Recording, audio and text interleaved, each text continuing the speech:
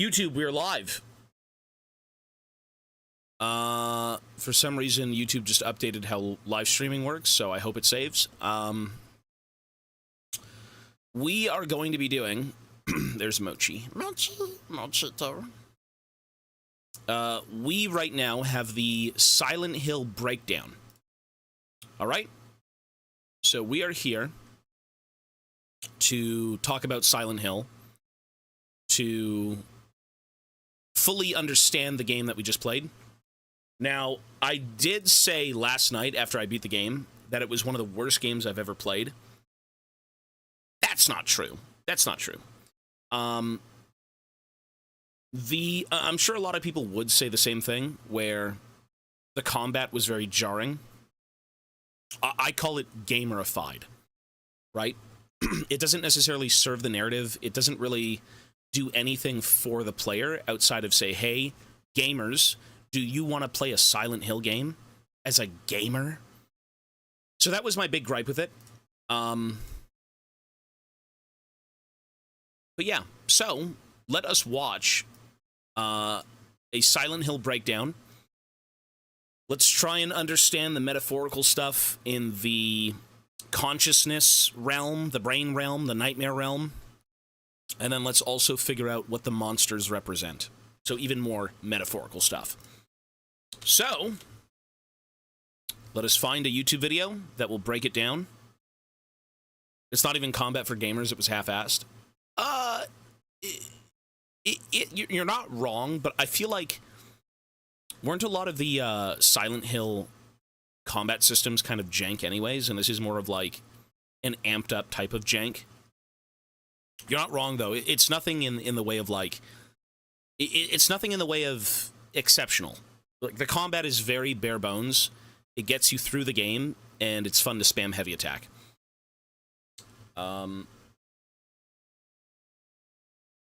Silent Hill F breakdown. So, you know what? The first thing we should watch is the endings. The Silent Hill F endings explained. And we can do that. Silent Hill F, the complete story, and all 5 endings explained. Sure, by Not Walm. One sec, folks. Well, you know, the number one thing I'll say about the combat is they played it way too safe, and they tried to play off what other games have maybe done and what people are recognize, what people can recognize. My brain's off. It doesn't seem to do anything in particular that's like exceptional. It just tries to replicate a safe system that people know of, which is kind of unfortunate. It is what it is, though, I guess, right? So here we are.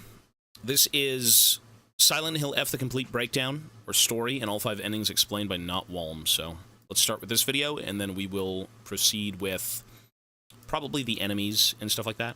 It's never been about a physical place. Silent Hill has never been about a physical place. It's a personal hell crafted from the mind of a single tormented soul. There you go. In Silent Hill F, we are invited into the mind of Shimizu Hinako, a young woman living in 1960s Japan, whose world of serene beauty is being consumed by a nightmarish plague of flesh and flowers. This is the story of a woman whose life is not her own, a woman caught between the crushing weight of family duty, a divine fate she never asked for, and the desperate, rebellious desire to make her own choices. Her mind has become a battleground for 2 competing selves, and the fate of both her and her town depends on which one wins. Hi everyone, I'm Not Whelm, and today we're breaking down the complete, intricate story of Silent Hill F. We will explore the tragic life. What the hell? Aliens! That's got to be one of the goofy endings, right? Okay. Well, do a lore video, then a gameplay and combat-centric one? We'll see. We will explore the tragic life of Hinako, explain the divine lore of the feuding gods, and analyze all 5 endings to uncover the game's deepest secrets. So take a deep breath, and let's descend into the fog. Our story centers on Shimizu Hinako, While she was once a cheerful and athletic child, the pressures of her family and society have made her restrained and unhappy. She despises having decisions made for her, preferring to make her own mistakes rather than follow someone else's commands. This fierce individualism puts her in direct conflict with her family, especially when compared to her sister Junko, who is seen as the golden child and the perfect traditional bride. Yeah, that was a weird thing. Let me say this. The fact that you have to kind of play the game multiple times to even understand the story is a scam. That's a scam. Like, I actually think playing this game on... So there's two difficulties that you can play. You can play story, and you can play hard. That's for the gameplay itself. And then you've got three separate difficulties for the puzzles. Now, the puzzle ones, I think, range from story, hard, and lost in the fog. If I had to redo this game, if I had to play it again, God forbid we have to, although it's not bad, what I would say is play the game on story mode, because there is no reason to play it on hard. There is zero, and I mean zero reason to even try this game on any difficulty other than story. Because it really just isn't anything but, like, stat sticks. It's just a bunch of stat sticks that you kind of beat down, and then, of course, you dash. So I would have done story, I think, if I had to play it again, but then I would have also done Lost in the Fog for the puzzle sections, which I think is more...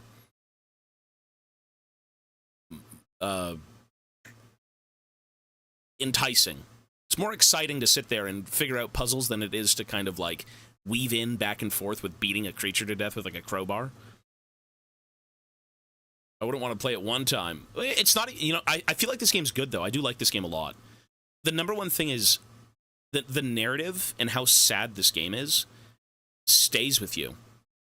I actually feel like something in my gut hasn't moved on from beating this game because the narrative is so fucking weird and so tragic, right? So let's just continue this, but I'm not really a fan of multiple endings. So Inciting incidents. And again, you'd never really know half this shit anyways unless you kind of started the second playthrough. I don't know how much content comes out of completing it exactly outside of, like, multiple endings, which are apparently important. But yeah, going through this game a second time and dealing with the combat is probably not something many people want to do. Hinako's personal hell is a decision made for her. Her father, deep in debt, has arranged for her to be married off to a suitor to clear the family's name. This act treats her as a commodity, a bargaining chip, which is the one thing her spirit cannot bear. But this is more than just a family drama. As the game reveals, Hinako's fate is cosmic. She is a rare child born with divine power, destined from birth to be the wife of the heir to the Fox Gods clan. Her arranged marriage isn't just a transaction, it's a divine destiny she is trying to escape. This immense pressure causes Hinako's psyche to fracture. Her own journal reveals that she feels there are two Hinakos living inside her.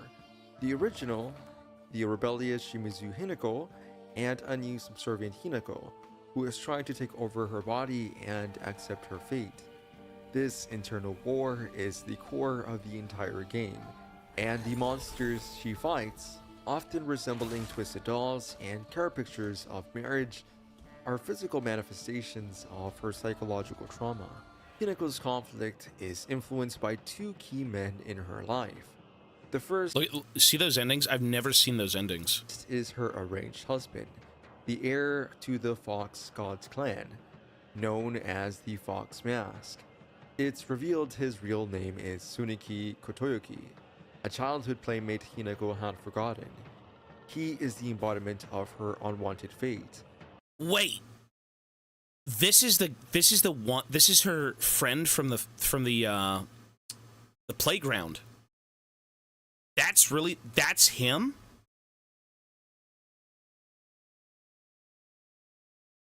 Upon her birth, a spell is placed on our clan's successor. Yeah, but is that like an actual cosmic thing, or is this some sort of like Japanese spiritualism type of thing? He's him. Really? I guess it would make sense then. What a weird twist of fate. Especially considering you only see the guy for like a very brief time in the story. Like you end up at the very end of the game in the playground, and you have, you know, a flashback, and it shows that like, oh, he was bit by a wolf, and then, you know, and then the parents come over and everyone's yapping, and then eventually he gets sent away. Interesting that it would be him. I feel like, well, I guess for the sake of him showing up at any other point in the game, that'd kind of like maybe ruin the surprise, but that's pretty interesting. A childhood playmate Hinako had forgotten. He is the embodiment of her unwanted fate. A man who is himself under a spell that leads him to seek her out. From Hinako's perspective, he is like a prince from a fairy tale. Yet his kind eyes can turn frighteningly sharp. He offers a seductive escape from her struggle, a life of comfort where she won't have to think anymore, where she can just follow his commands and be happy. This is the voice of the subservient Hinako, tempted to give up her will, her very soul, for a life without conflict. The other man is Shu, her childhood best friend and the one person she believes is her true companion and equal, her partner. Their bond was built on mutual respect, a safe haven from the gender roles they both rejected. Coming from a long line of physicians, Shu has a deep knowledge of medicine and often gets Hinako's medicine for her frequent headaches, building a deep foundation of trust. But Shu hides a dark secret. He exploits this trust, pretending to be her ally while secretly supplying her with drugs, the red capsules, in a twisted attempt to make her spiral into addiction. His goal is to sabotage the arranged marriage so that her suitor will reject her, allowing him to deceive his way into her life. Oh, wow. Was that really what it was? I think people talked about that last night, very briefly. So technically, everyone's kind of a freak in her life, and she truly has nobody at the end of the day. Because even, well, I mean,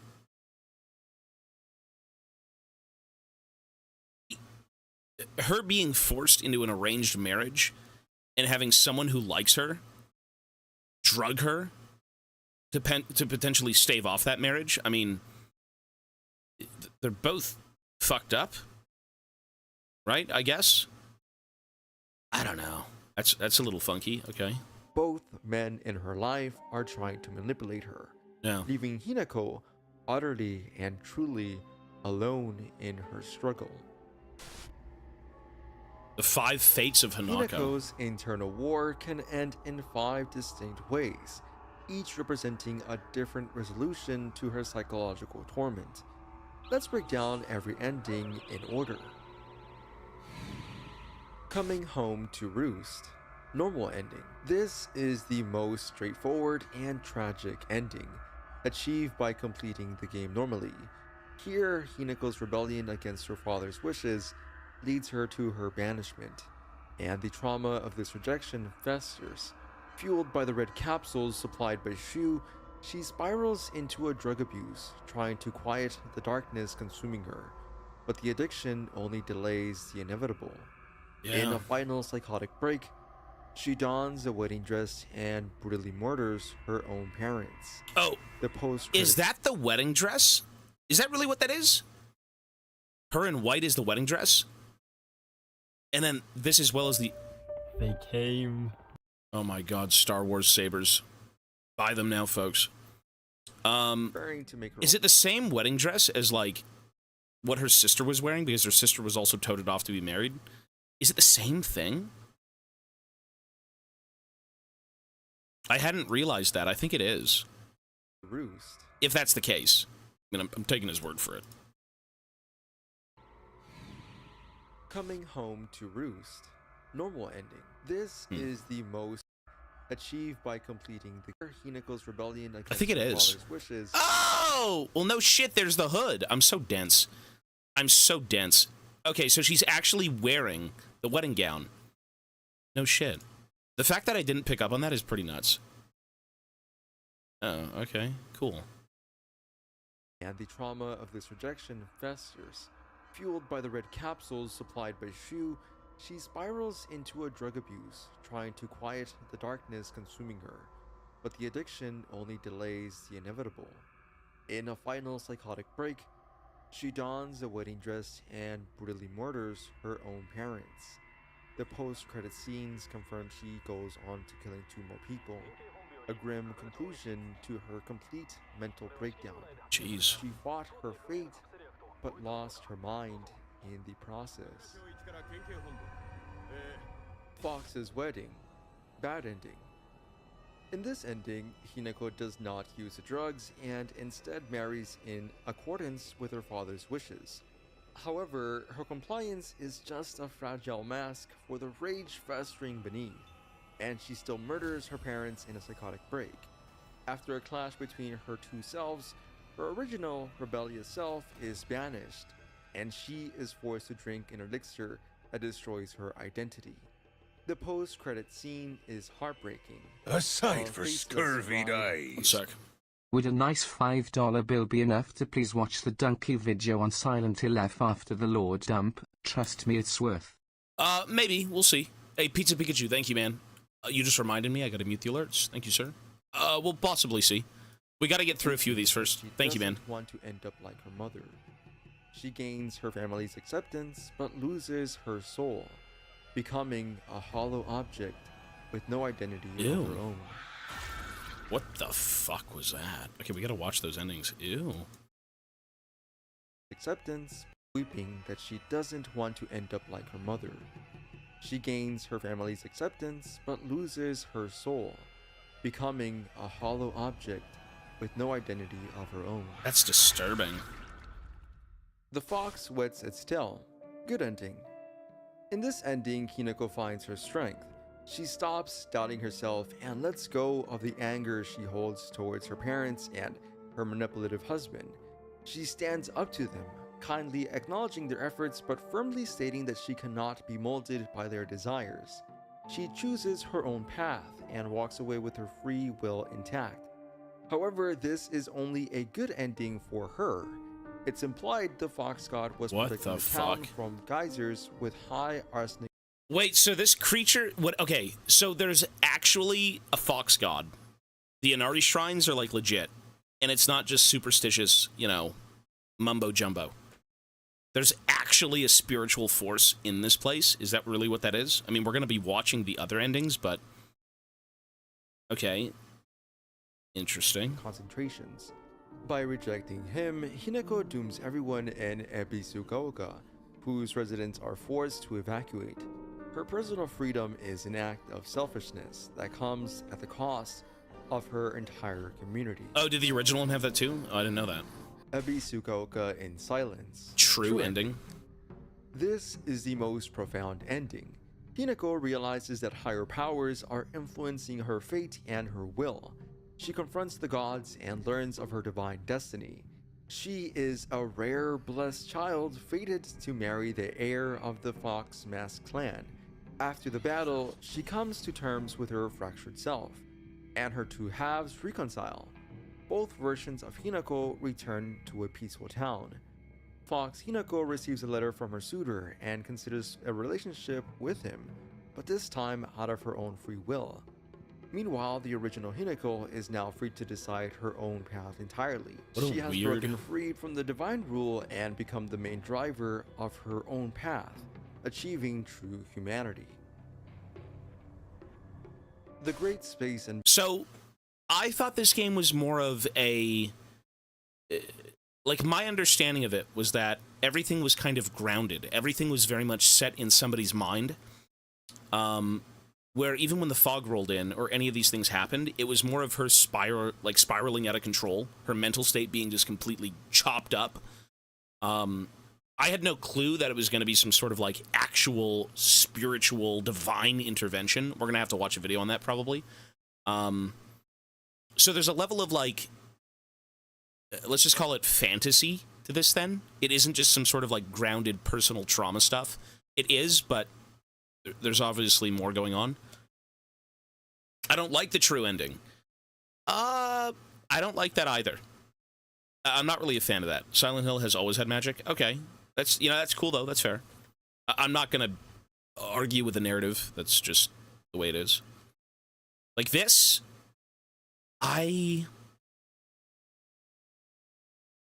well, we'll watch the actual endings instead of like the TLDR ending, but that's interesting. I watched the video and I'm not convinced. I think all of these are ways to internalize her experience. See, that's how I viewed it. Is that they're all different interpretations to, just how she internalized it all. But how do you get these endings? Do you have to make choices in the game? Making those monsters real? Oh, were they real in the OG Silent Hill? So the question is, are these monsters real? Is the town actually completely fucked? There are choices. Okay. You have to do side quests. That's a very, I'm not sure if I'm, like, totally convinced, to be honest. This game isn't terrible at all. This game, narratively, this game is really... okay, the strongest thing about this game is its narrative and its presentation. The less it was a game, the better it was to play. I think a lot of people would agree. Sorry, let's just keep watching this. Anyways, sorry. We'll talk. Space invasion, UFO ending. Finally, we have the UFO ending, a series tradition that is purely a joke. After completing a series of absurd tasks like finding movie posters and listening to all of the UFO radio broadcasts, you unlock a retro manga ending. In it, the kids joke about aliens causing the town's problems. Sakuko brings in a shady alien detector robot, and Shu gets a knuckle sandwich for trying to spill an embarrassing secret. It ends, of course, with a UFO piloted by barking dogs flying away. This ending has no deep symbolism. It's just the developers having some fun, much like in other Silent Hill games. What the story means. So after 5 different endings, a divine conspiracy, a fractured psyche, and a town drowning in flowers and flesh, what is the ultimate story of Silent Hill F really about? This is the part where we step back and look at the board. We have all the pieces: a rebellious girl, a manipulative suitor, a treacherous friend, a divine prophecy, and monsters born from trauma. Now let's connect the strings. The first and most important strings connects everything back to one central point. Abisugaoka is not a real place. It is Hineko's personal hell. I guess that would make sense. So everything we did in that city was complete bullshit. A world literally shaped by her internal war. This is the classic Silent Hill theme, and it's the key to understanding. Let me ask you that. Okay, you know Silent Hill 2? Spoilers. You know Silent Hill 2? We played that game. The town that you enter, was that a figment of his imagination? Wasn't he just kind of sitting in the car the whole time? Like trying to figure out what to do? Is it a real town?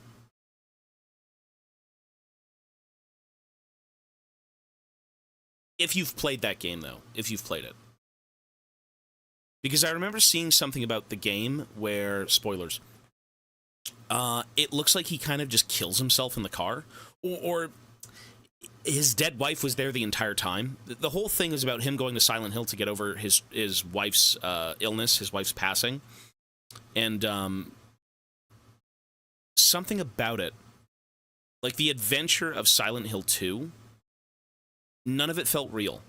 Everything felt like he kind of just sat in his car, contemplated his whole life, contemplated everything with his wife, and then in one of the endings just killed himself outright. Silent Hill is a town. Is Silent Hill 2 set in that town, or is that Silent Hill 1? It's a town tied to another dimension? Oh, is it still? Wait, what?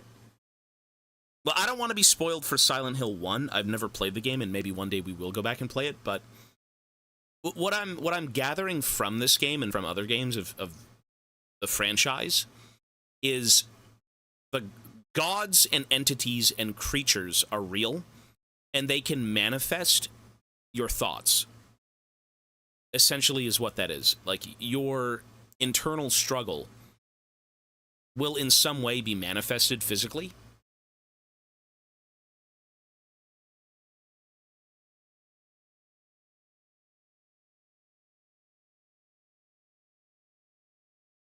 Silent Hill 4. Other games without Silent Hill. I don't think I've played those.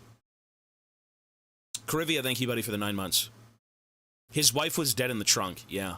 But the entire game was spent chasing a woman who resembled your wife and kind of going through all of these different areas, all of these different parts of your past. Like not being able to save her and this and this and this. All the different stages of like grief, and then at the very end you accepted it, I believe, if I'm not mistaken.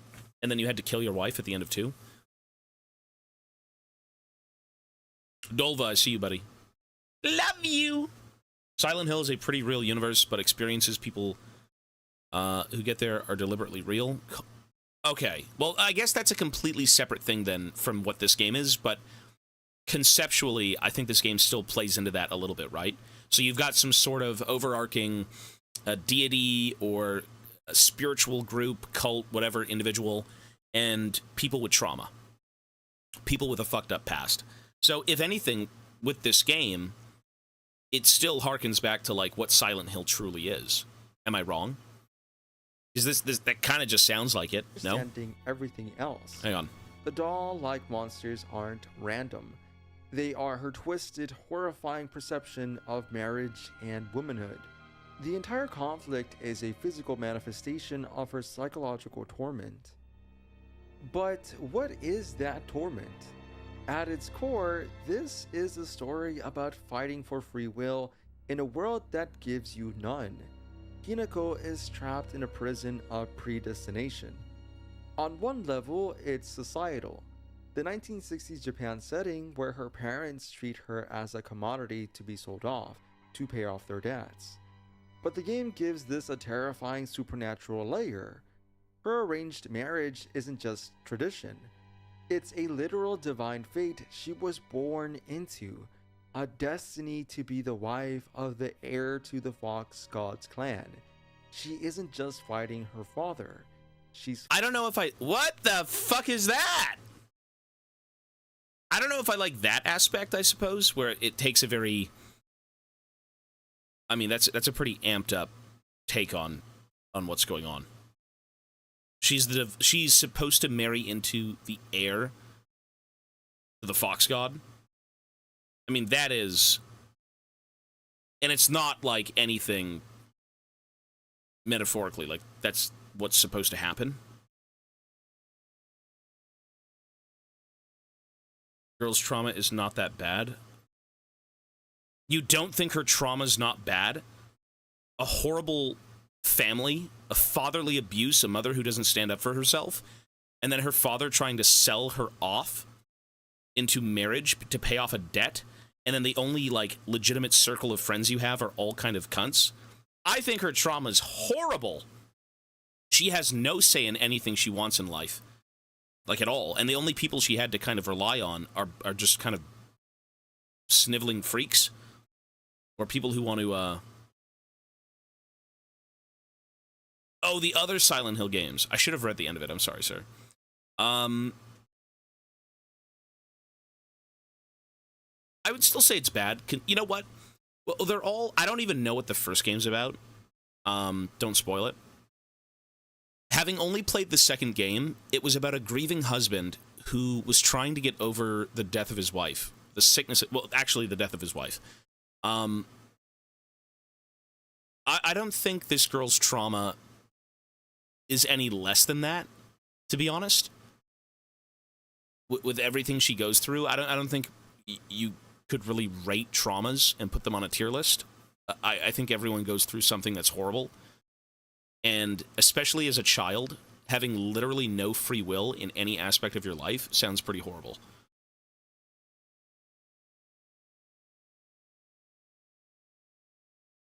Yeah, I don't know. Again, I don't know what the first game is, or even if there's like any other games that have like particular traumas, but it is different. Is this, let me ask you this, is this concept similar to any other Silent Hill games concepts in terms of the story itself, where it's about a young girl, it's about free will and kind of, you know, being yourself without being told what to do? Is any other game like that?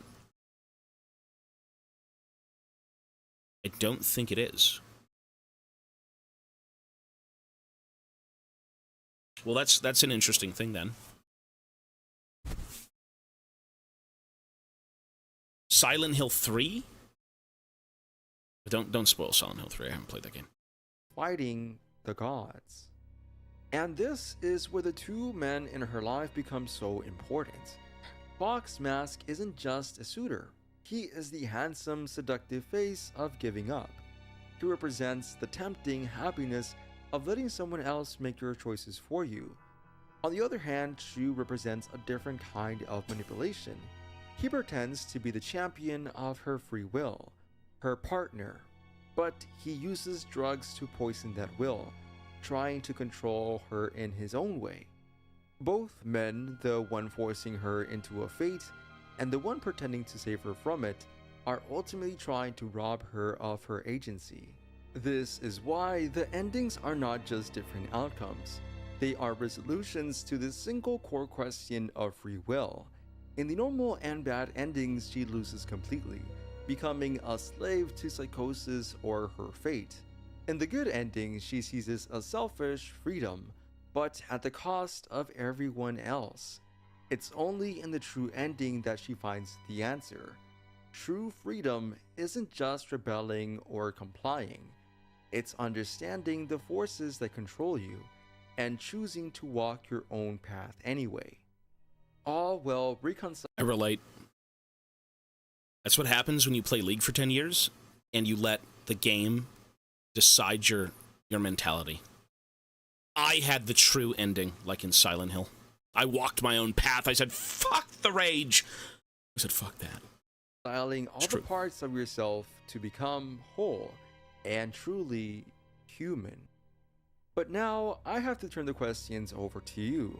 After connecting all the strings, who was the true villain of Hineko's story? Who was the true villain?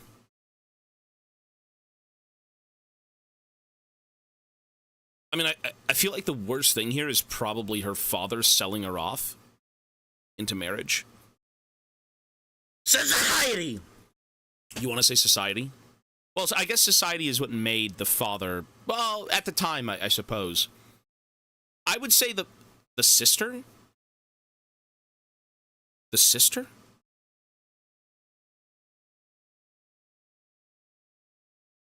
What a weird thing, though.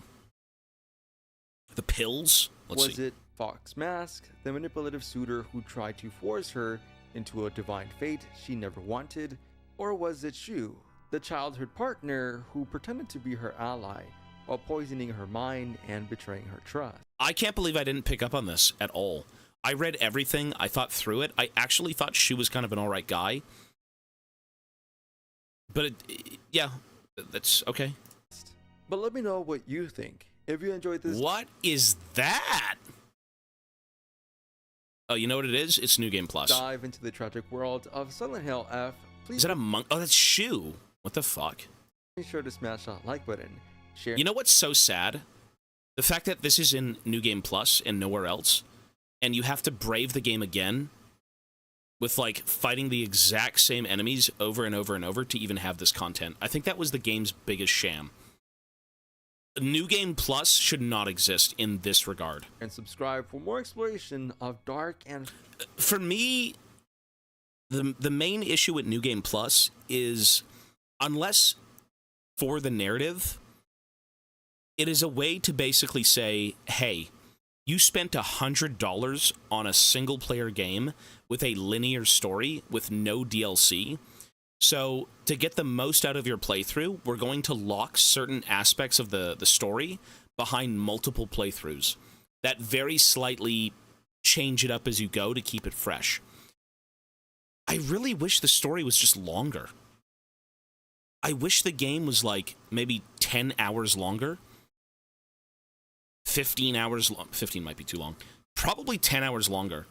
And then you can kind of have these big moments get put into the game. Or, again, you know, make the choices in the game, whether you know them or not, that will decide the ending you get, right? Do you slip and rely on your pills more and so you get a certain ending? Do you take a different path and do you not try to, you know, maybe go with the Fox guy too often? I don't know. That would have been really, really cool because that agency, that would have been actually insane. A game about being an individual with your own agency and all that stuff, then having the player kind of decide it, right, as you are her. But I guess that also goes against the point of the game, which is not having any agency and having things kind of be told to you and how you should go about it. I don't know. What a weird thing. That would have been an interesting way to play it, though.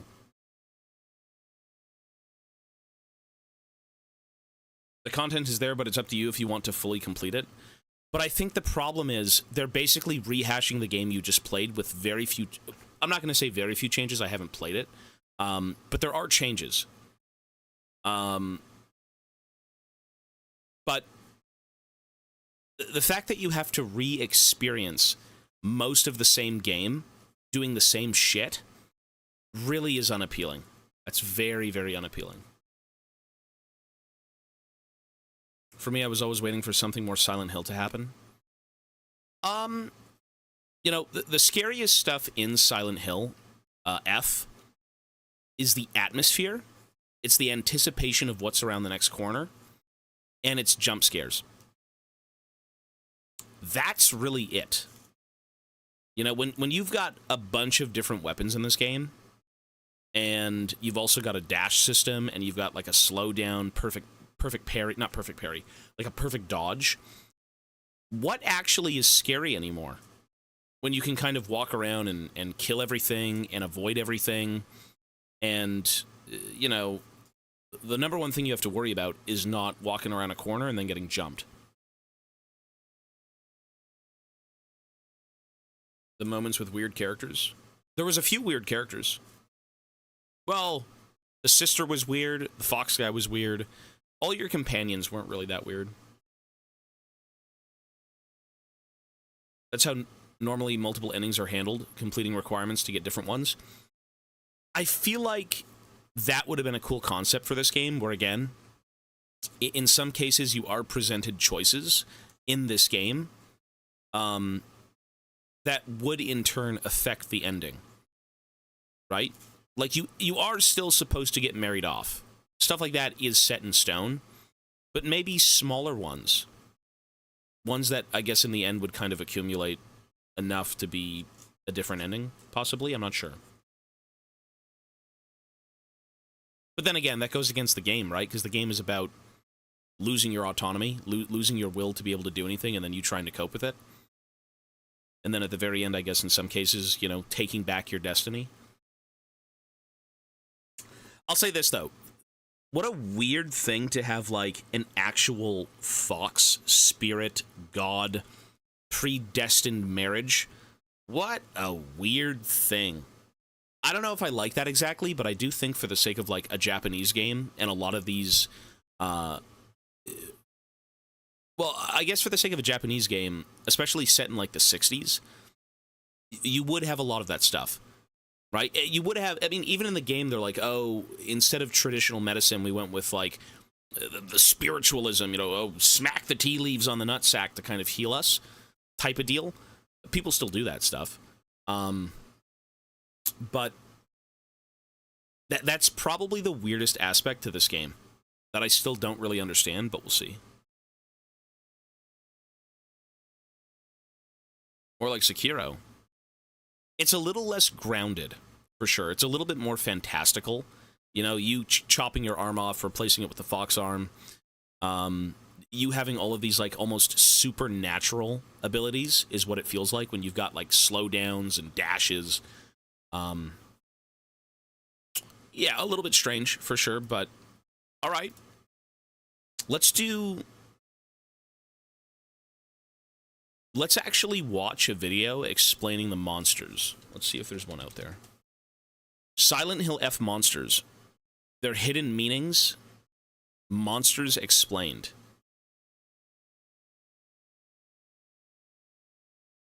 That's a very long video.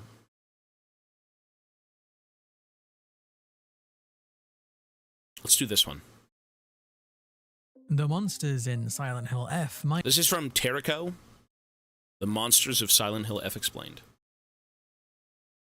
be varying levels of creepy, scary, and, well, weird, but they all represent something more. Like in other Silent Hill I thought this was her mother. You know what's weird is I thought this was her mother, where this is how she viewed her at the very end of it all. Just someone who would give birth and kind of be obedient, right? Because the father had her on a leash essentially the whole time. But apparently the only thing that was like a representation of her family was like the big guy. Was the big fat guy. The dude with like the mouth, and then he'd burp because he was always drinking.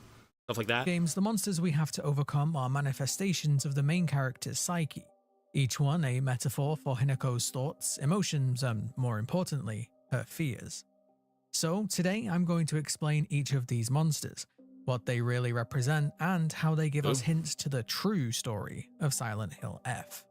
Before we can really understand these monsters, we need to understand what the story of Silent Hill F. You think the camera angle of the combat system is Sekiro? This game is nothing like Sekiro. This is... I would say what defines Sekiro is probably the parrying. Or the actual dueling. This still, I think, is... I was thinking about this. I'm like, does this game feel like Silent Hill in terms of combat? And the only Silent Hill game I've played was 2. And if I'm not mistaken, Silent Hill 2, at least for the remake, the combat was really jank. It was very, very slow, which is fine. It's realistic. And that's exactly what this game's combat was, except you have more of a action-oriented couple of options, right? Like when you hit things, it slows down. When you perfect dash, it slows down. You know, I feel like those things shouldn't have been in the game. For some reason, they wanted them. But I think it still feels like Silent Hill. Just a little bit crazier. Representation of maternity? I guess we're going to see. Let's get through it and we'll have a look. Is. In its most basic sense, this is a story about a young girl coming to terms with the end of her childhood and the prospect of losing her freedom. Shimizu Hinako is a teenage girl in a small mountain town in 1960s Japan. She spends a lot of her free time with her 3 best friends, Rinko, Sakuko, and Shu. Hinako and Shu have a complicated relationship. They call each other Aibo, which means partner in Japanese, and the two have a very strong bond, often hanging out to play games together. This is where a large part of the internal conflict within Hinako begins. Rinko has clear romantic feelings for Shu, something that has led to tension between her and Hinako. Despite adamantly claiming that she doesn't have romantic feelings for Shu, that her feelings for him are purely platonic, and despite giving her blessings to Sakuko to pursue her own feelings, Hinako clearly fears losing her Aibo. If these two were to begin dating, that would likely end the partnership that they have. Rinko also feels jealous of the strong bond that Hinako and Shu have, a bond that she wishes for herself. A lot of this jealousy probably stems from the fact that Hinako and Shu are far more compatible in terms of personality. Why is everyone Hinako such a is freak? often described as a tomboy, something that was incredibly frowned upon in this time period, where women were expected to get married, have children, and be homemakers. Shu was one of the few people who truly accepted Hinako, and this is where Hinako's love for Shu stems from. It's a pure and innocent type of love. But this is where the true conflict within Hinako arises. Despite her young age, Hinako has received a marriage proposal from a man named Tsuneki Kotoyuki, the heir to the Tsuneki clan. Hinako saved Kotoyuki from a fox when they were younger. This is Yeah, what the fuck? This is like exactly near the end of the game, I believe, when you're trying to go back to your house. Why did I not pick that up? 2 is faithful to the original. Was it really in terms of combat? Well, let me ask you this. Without spoiling any of the games, is this game the most spiritual? Does it feel the most, let's say, enlightened by some sort of deity? By some sort of entity? Do you think? If you've played any of the Silent Hill games beyond this one, so? You don't think so? Really? No? You don't feel like the idea of the fox god is kind of more of an out there type of thing than maybe the other ones? Is it really? Well, I say more spiritual in the sense that, like, divine intervention. Is this game more intervened on with, like, a power beyond what's going on in the game than the other games? That's what I'm trying to say. Yeah, fantastical, sure. This one is less. This isn't even a Silent Hill game, if you were to ask me. Really? I think it is. Having only played one. I've seen the movies. I think it is. All of them have themes of gods. But let me say this. Is this the one game in the Silent Hill set of games that it is more on screen? Like seeing the fox mask guy being the suit, the heir, having the actual fox show up itself, like the fucking god entity and like the different endings. This is the most in-your-face spiritual deity shit going on. In Silent Hill 2, you never see them. I don't think we saw them, yeah. That game I did play.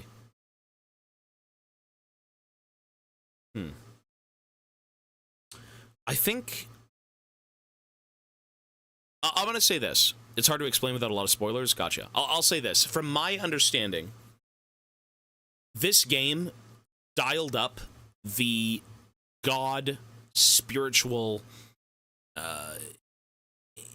intervention aspect of these beings, and I think that's also why they kind of made maybe the combat the way it was. Right? Again, it's a little bit more fantastical, and so the combat can be a little bit more fantastical to kind of replicate that feeling that, like, you're not just a girl lost in your own mind. You have some sort of, like, divine, purpose. And it's the 60s, and again, I feel like in the older days, maybe especially in rural areas, you'd probably go pray at, like, all these little animal shrines and stuff. Maybe I'm wrong in that. I don't live in 60s Japan, but that's just the gist of, like, what I got from this. Maybe that was why. I'm not sure. I'd really like to hear the words of the people who made the combat system in this game and see what their reasoning is, but I feel like that might be it. Anyways. This is why he is represented by the fox in both Mask and Sigil. After moving away, Kotayuki returned years later and proposed a marriage between the two. This is something that both Hinako's parents and older sister have been strongly encouraging. This man comes from an incredibly wealthy family, meaning Hinako and presumably her family wouldn't have to worry about money for the rest of their lives. As women of the time were expected to find a suitable partner, this would be a dream for most women, or so you would think. This is the key to understanding everything in Silent Hill F, including all of the monsters. Just like every other Silent Hill game, Silent Hill F takes place as two worlds collide, the normal world and the other world. Each world has its own setting, its own monsters, and its own Hinako. The Hinako from the human world is represented by the white bird, the bird who wants to keep its innocence, its purity. This Hinako wants to remain young and free, wants to hang out with her friends and her aibo, drink ramune and play games. The Hinako from the other world knows that in many ways marrying Kotayuki is a great choice. He's a handsome young man with a sizable fortune. He would provide a great name and potentially a great future. This is why she is represented by the blackbird. She represents growing up, becoming a woman, and losing that childhood innocence. The entire game of Silent Hill F is a conflict between these two Hinakos. They both believe that neither can exist while the other one lives. I feel like that's just all of us. Well, not really. You can coexist with your past self. Press 1 if you coexist with your past self, as in you still have some of your youth in you. Like you enjoy certain things, or, well, I guess that's just what it would be. You enjoy certain things. I think that's everyone. I don't think we have a choice. Not by choice. Silent Hill 2 is the biggest personal horror game. Others are on par with... Gotcha, okay. Higher Up said they need to get the Souls game train. I don't know, it's not in... Well, in 60s Japan, in today's times, for sure. It depends on where you grow up, though, right? Like, I was raised in a household where religion was a thing. Not to say that you have to pray, oh, Jesus, Jesus, amen. Not to say that religion was, like, the law. But I had people... My grandfather, I think my grandmother, my stepfather, they went to church. They believed in Jesus and, praise the Lord. But none of those things were kind of forced on me, right? It was always a matter of you decide. Hey, you can join us. We could talk to you about this. If not, that's fine. Of course, 60s rural Japan, a lot different from the 20th century, Canada or wherever. But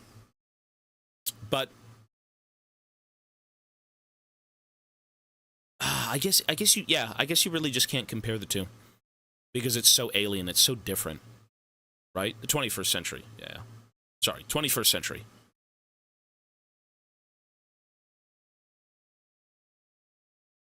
Who would we be if not for our past self?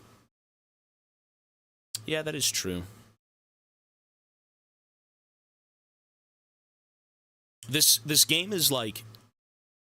It definitely hits you in the gut, because I think deep down, all of us do enjoy things from our past, and to not be able to kind of, like, resonate with that in your adulthood for the sake of this time period with, like, the game would be horrible. Like, who would you even be, right? When everyone kind of makes the shots and forces you to do certain things where you can't even, like, express yourself or be yourself anymore. That's horrible. I would rebel! I would rebel! What's up? Look who's also rebelling. Mitchie? He's awake right now.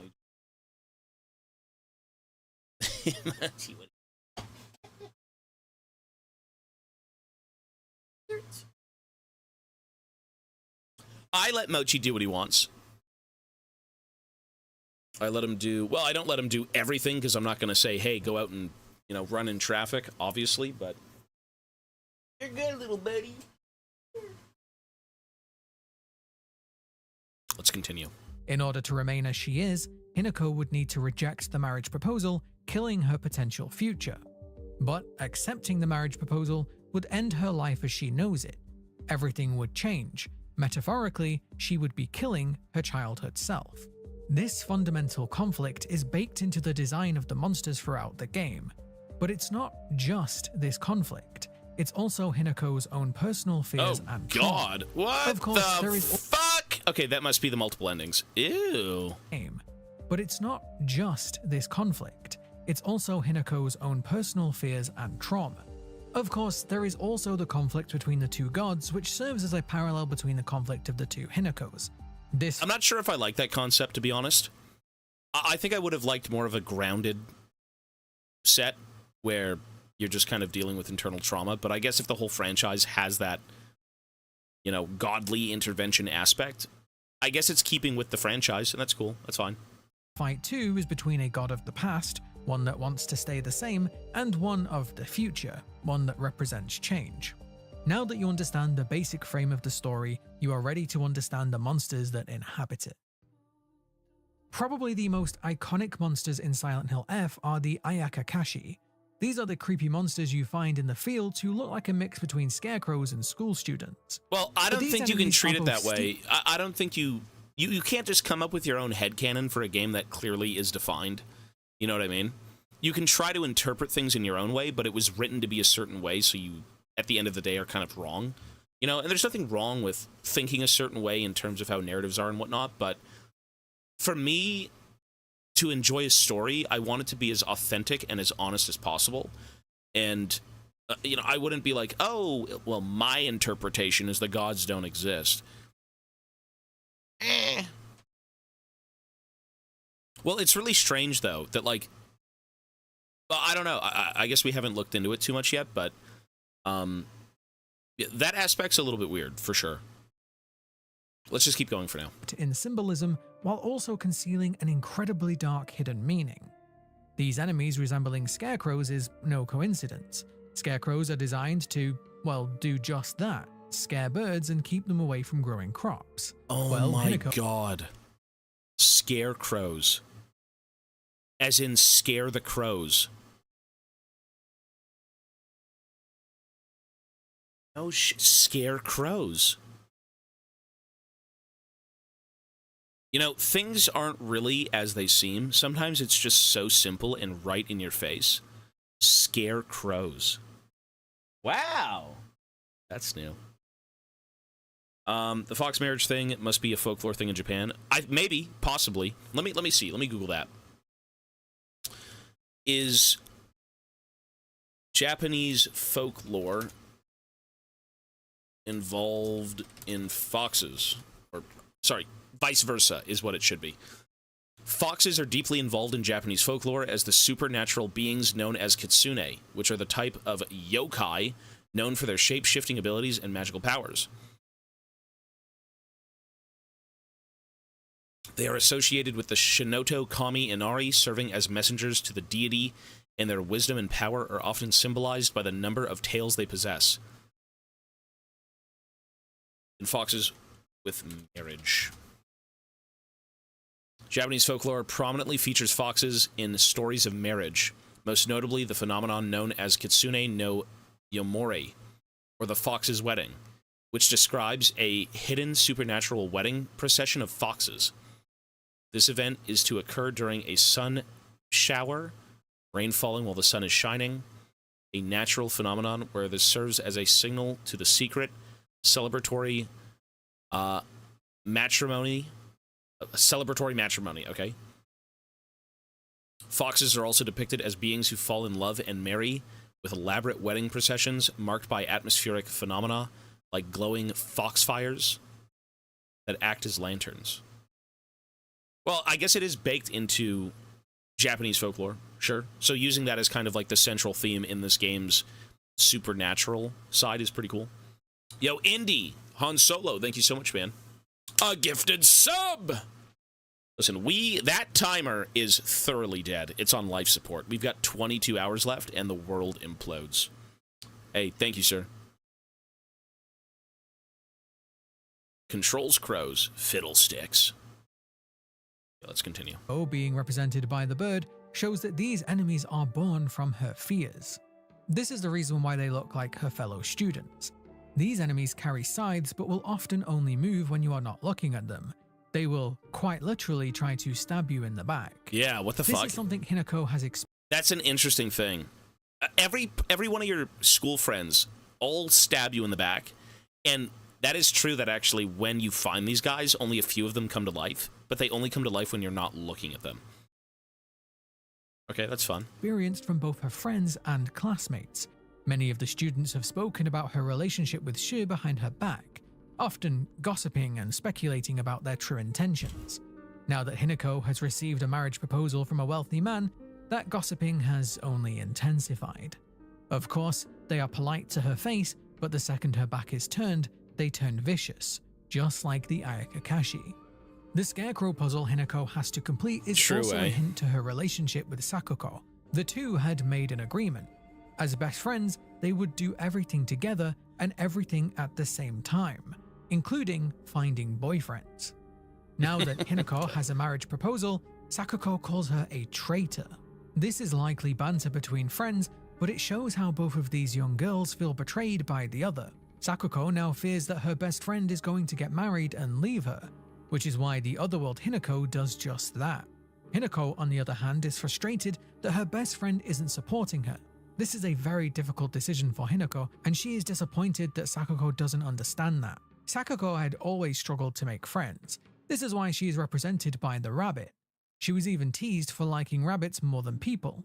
But in reality, Sakuko struggled to make friends due to being autistic, something that wasn't I do as well remember known reading that, about yeah. or as accepted as it is today. That was found in the Sakuko mailbox at the very end of the game. Interesting. Is everyone just at odds with each other in this game? Why can't we have one normal person? Who's a normal person in Silent Hill? Is everyone just your Baldur's Gate party, but like everywhere? Is every person like in some way, shape, or form with problems? I guess we all have problems, come to think of it, but yeah, you really don't feel like you have allies in this game anywhere. Shu wasn't fine, though, because Shu was actually drugging you. He wasn't really fine at the end of it all. The fox groom is normal. Is he really? I mean, he kind of grooms you all throughout the game in letting go of yourself and then becoming more of what he desires. I don't think that's normal. I don't think that's normal. They're the same age. He's still grooming you, though, to kind of, like, forget yourself. Like, suiting himself more, right? Like, the branding, ownership, the replacing of the arm, maybe, you know, signifying, like, hey, you have to look a certain way for me. And then, I don't know what the mask was for exactly, but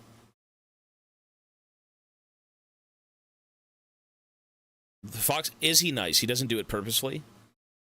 The normal ending is okay with them from leaving. Interesting.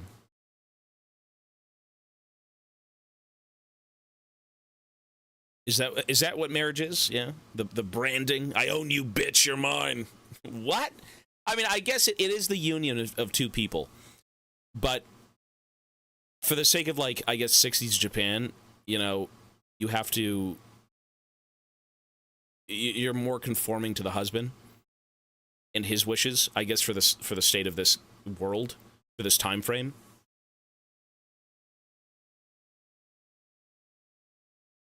What a weird... Okay, we gotta figure out the gods of this game, because that's the one aspect I don't understand. All of this other metaphorical stuff with, like, the NPCs and what you go through is pretty grounded. It's quite nice. The god aspect, though, for sure, is just weird. Wait. I don't know if people know this, or you guys know this.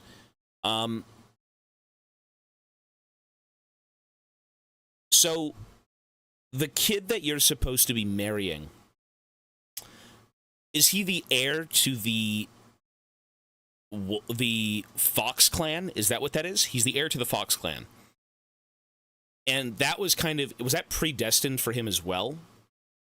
As it is for you? So even he kind of had no choice, in a way? The god aspect is the nobility of the groom's family. Okay.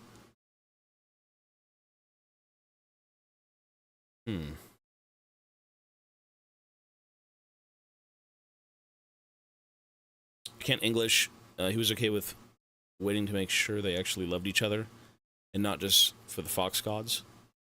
Yeah, this is weird. We have to look that stuff up. I'm genuinely not sure.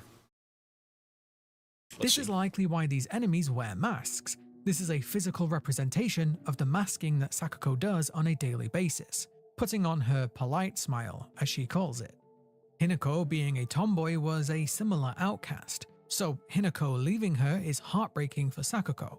I think it's no coincidence that Sakuko is represented by the rabbit, a prey animal that in this metaphor is being killed by the fox. But as I said, the Ayakakashi also hide a secret, darker hidden meaning. Their name gives us a big clue to this. The name is a combination of two words, Kakashi meaning scarecrow, but Ayakashi being a type of yokai. These yokai are spirits of those who died at sea, now vengeful, trying to get more people to join them.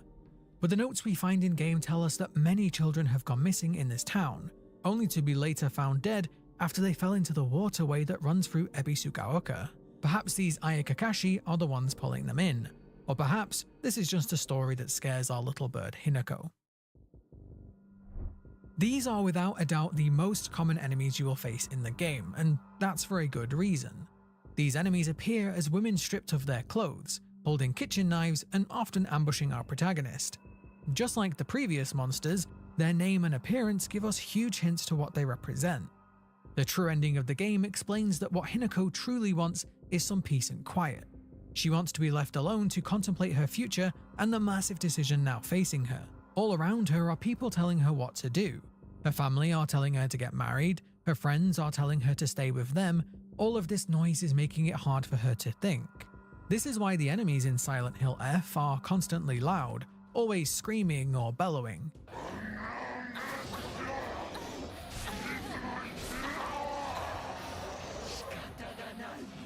This is also what the F in Silent Hill F means.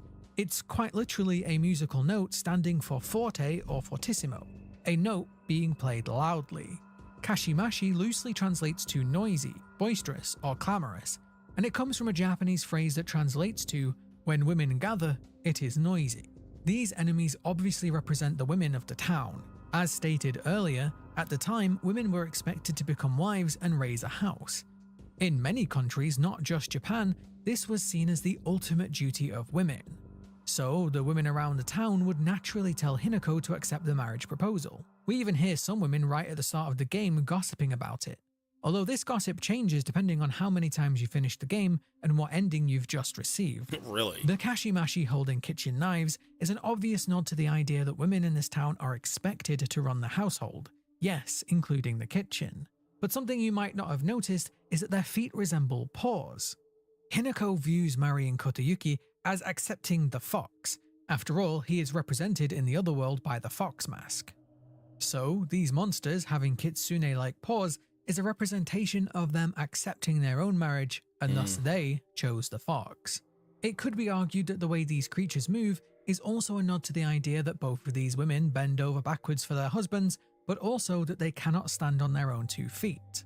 Their bodies being naked is a possible metaphor for how men could view them, but their joints being doll-like further reinforces the idea that they are designed to be played with and discarded at the whim of their owner.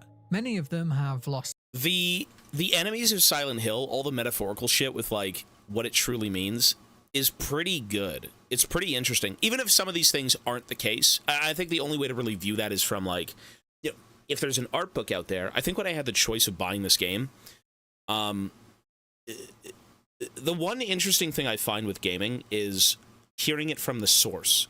Not to say that like, oh, gatekeeping, that's not true. Grok, is that true? Source. But it's really interesting to try and interpret things, how you view them, and then, of course, from the story and whatnot. Because I believe all that. That sounds perfectly believable, everything he's just said. But it would also be really cool to see, like, what the devs actually had in store with, like, character design and stuff like that.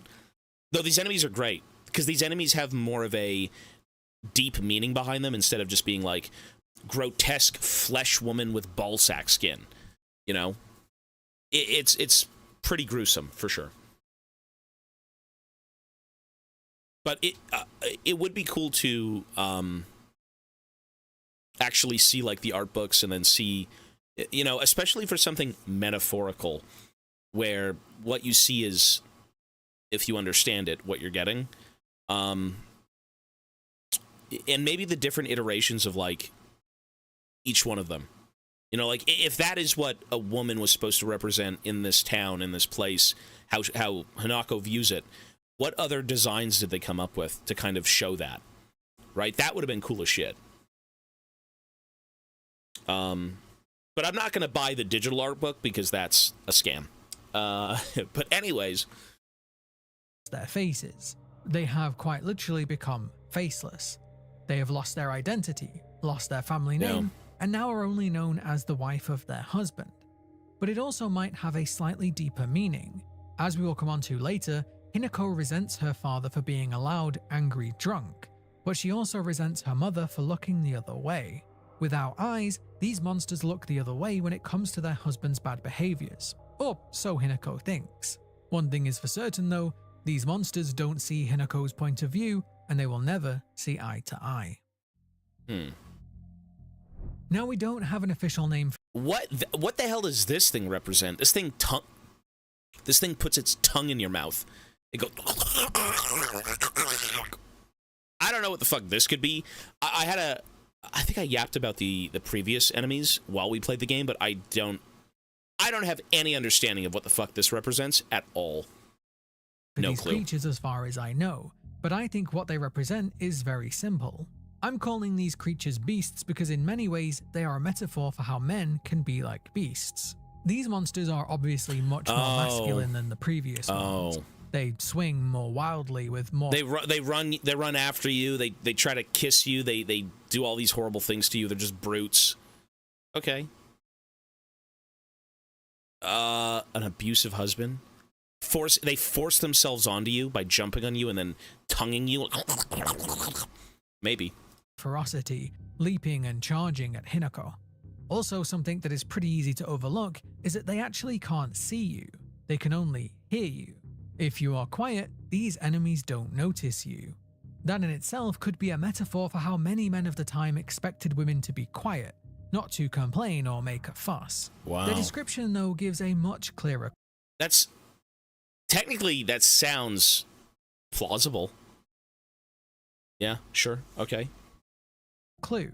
Hinako's notebook states that they have greedily staring eyes and greasy palms, and that they act all chummy with her. This is obviously a reference to how sometimes— And they've got the pot belly. They've got the pot belly as well. men will act very sweet to women they want to date, but while this can of course be genuine, sometimes this is just a front which disappears very quickly when rejected. But this negative view of men is something that comes from Hinako and her relationship with her father that we'll come onto later. The way this monster will lick Hinako when they grab her is clearly a reference to men who want to kiss her, but just like the Ayakakashi, these beasts may stem from a local tale that Hinako has heard.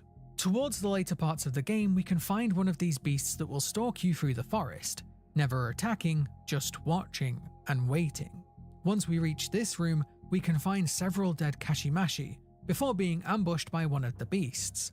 A note we find in this area tells a very dark tale of a man who lured women back to his home in the woods, and judging by how these monsters are laid out, combined with this note, implies that the women never left. Tales like this and Hinako's rocky relationship with her father explain why she views men in such a negative way. This is also why these beasts sound like dogs when Hinako attacks them. A slightly less subtle metaphor. Their faces are covered by flowers, which is likely another metaphor for how men don't actually see Hinako. They see nothing but the body or the usefulness, but they don't really see the person. Or again, in at least Hinako's point of view.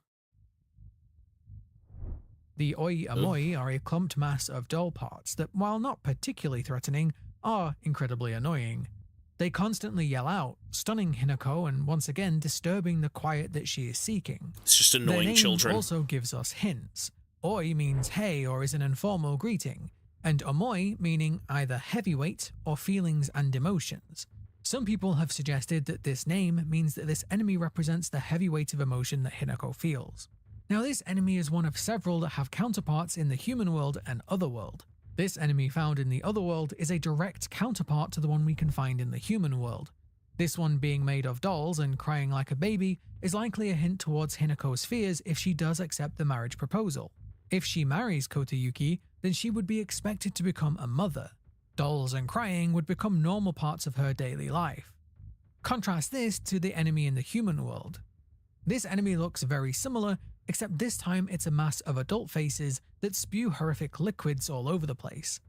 This shows how human world Hinako, who wants to reject the marriage, fears the men more than she fears having children. Of course, this makes sense. If she rejects the marriage, she won't need to have them. But if she rejects the marriage, she would also anger her father. We know that her father is a heavy drinker, and so this enemy likely reflects what Hinako fears the most about each choice.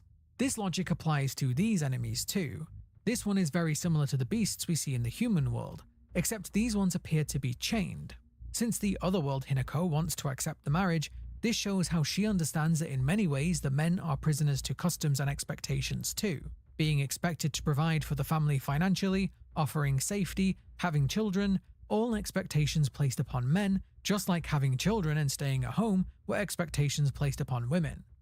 A huge theme of this game is Hinako believing that these two beliefs are mutually exclusive. The true ending is her accepting that, for example, men can be scary, dangerous even, but they are also prisoners to their own societal expectations and pressures. Both of these ideas can and do exist at the same time. The same theme is true for these enemies. The Kashimashi represent the women of the town encouraging Hinako to marry just as they did, whereas their counterpart in the other world is a representation of the rituals of marriage. Like all of the other named enemies, the Harai Katashiro hide clues in their name. Harai means to cleanse oneself of spiritual pollution, whereas Katashiro is a ritual doll that is used to transfer sins or impurities into themselves before they can be burnt or cast into a river. These names form an obvious parallel to Hinako. Not only does the otherworld Hinako have to cleanse herself of her more childish side, but she also, metaphorically, must get rid of her childhood friends. This ritual purification is what we see Hinako perform in the otherworld, and so these enemies can be seen as Hinako fighting against her more childish side. Each one defeated is a small part closer to Hinako accepting the ritual, and therefore the marriage. Their leg blades might also be a subtle hint towards the revelation from Hinako's mother on the true ending of the game. Shimizu Kimi explains that while Hinako believes that women become powerless, faceless, after marriage, the Kashimashi representing how they cannot even stand on their own 2 feet, but that in reality, women have a lot of power over their husbands. She explains, I really wish there was no second playthrough to kind of understand everything. I feel like this game would have had so much of a stronger showing if they just did this for you in one big game. Like, add 10 hours to the game, add a few different enemy types, maybe 1 or 2 more locations, and you could have done something. Yeah, I think that would have been a little bit better. What a shame I will never be able to experience all this deep stuff because of how unneeded the combat is. Yeah. The combat, all I do is rag on the combat. I don't like it, but, you know, whatever the devs are going for, people seem to say the game's great, and I agree. It is very repetitive, for sure. That's how I view it as well. The justification for the price tag is that you have to play the game multiple times to get your money's worth, but you're essentially playing the same game over and over again with a few different changes, I believe. Which apparently they're pretty big changes. The different endings with the big bosses and everything. It seems like you've got more cutscenes with like your family. I just wish it was all in one. In some one grand, you know, story. That's what I wish it was. I think the one in town represents the people of town. It's an amalgamation of people and they vomit at you, symbolizing the words they spew. Maybe she just doesn't like the people of the town. Then again, there was a video we had watched previously where they said the town wasn't even real. It was a figment of her imagination, right? Where everything was kind of... It was like the melting pot of her thoughts. Which, I don't know if I believe that, considering she seems to have had friends, and real ones at that, from a town. The thing I dislike the most about this game is that it's not scary at all. You know, the scariest thing about this game is the anticipation of what's in front of you in the fog that you can't see, and the jump scares. Those two things, I think, are the only scary things about it.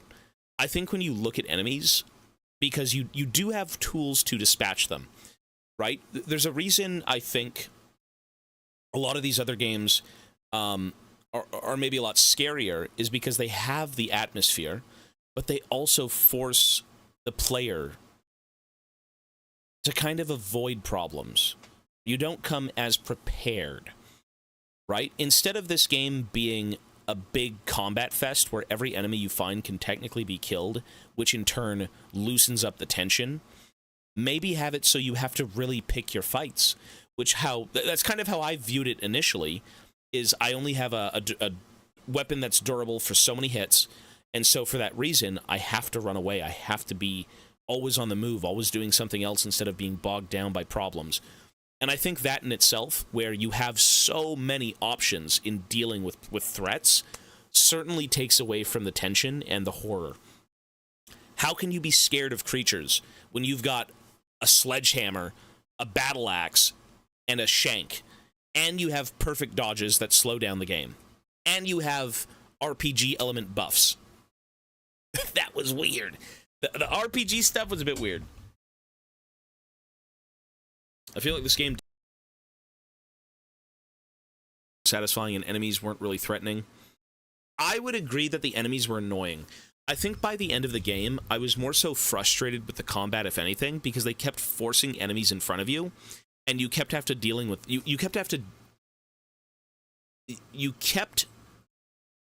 forcefully being English. I can't English.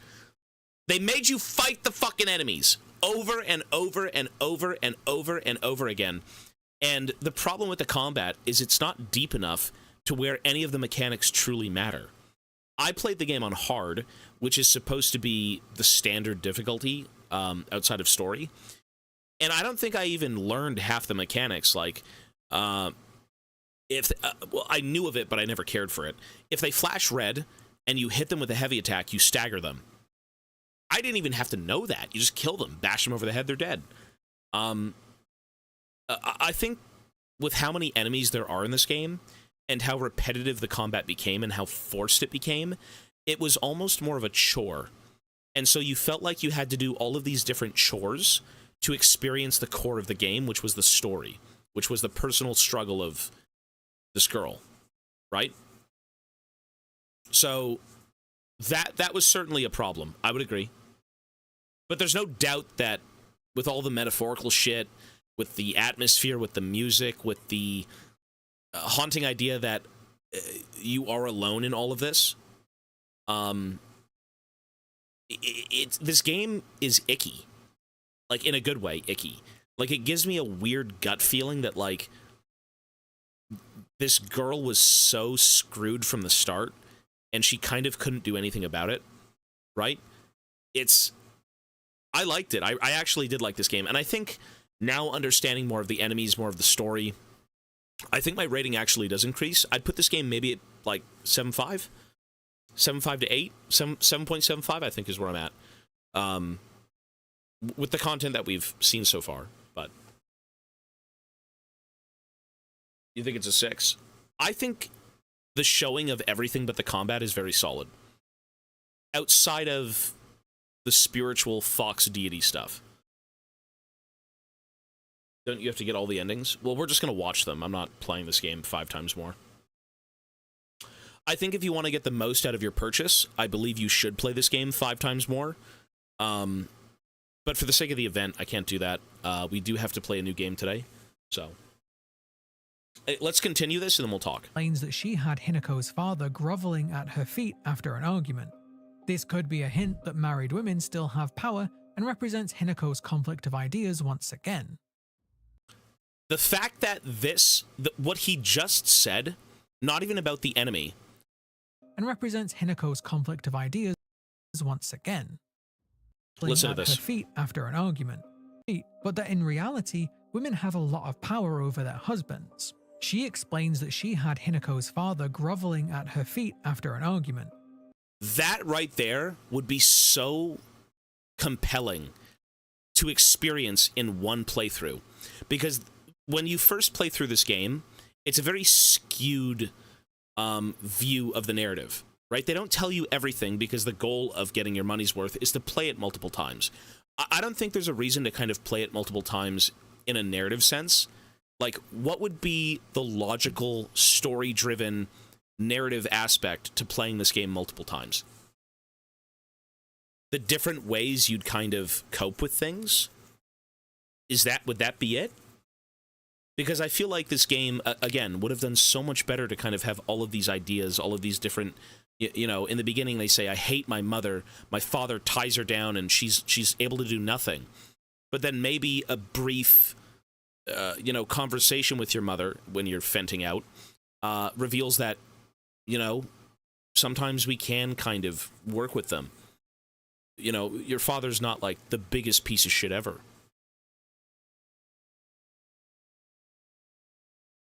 Story can always be made interesting, but you have to play through such slop multiple times. I actually don't like that. New Game Plus implies that she's stuck in a loop or something. Well, okay, so here's the interesting thing. So we just beat the Callisto Protocol, and that game tackles time travel. And it tackles the idea of time loops and going back in time and correcting things, going to the future and saving things, whatever, right? And that game's New Game Plus actually is cool conceptually. So at the end of Chronos the New Dawn, the story basically hinges on this guy who broke out of a organization that you were a part of, and he found companionship in someone he was destined to kill. And she always got infected. She always was to die in this timeline.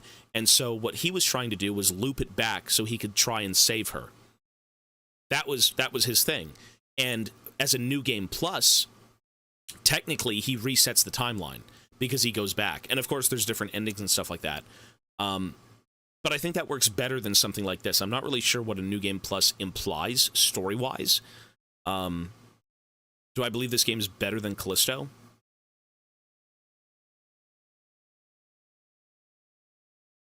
I don't know.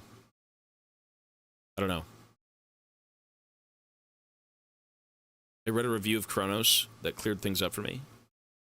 In what way?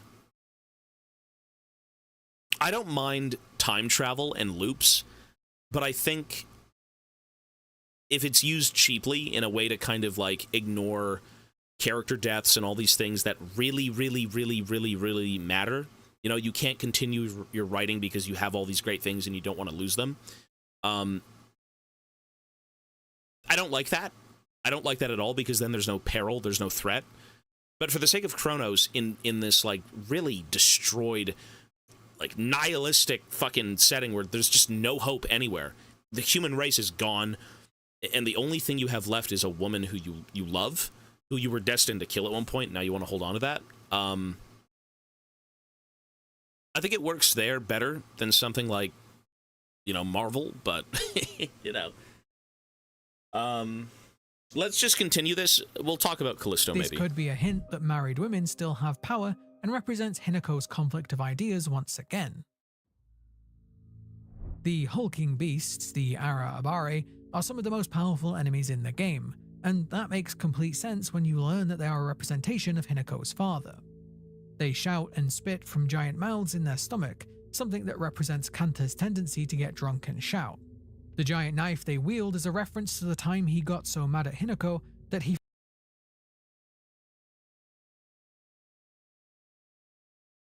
Uncovers something eventually leads her to accepting her own self. I think that's exactly how I might view this, with like its multiple endings, where each playthrough is kind of still you in your own purgatory, but you learn to internalize things a little bit different, right? You end up diverging from that path just slightly, and in turn, you know, figuring things out differently from that path to this one to that one, I guess. But it's not really done in a way that's like narratively fun. It's more of like, just beat the game again, bro. You could do it, right? Just beat it again. It doesn't really have any sort of canon in-world meaning, at least from what I'm seeing.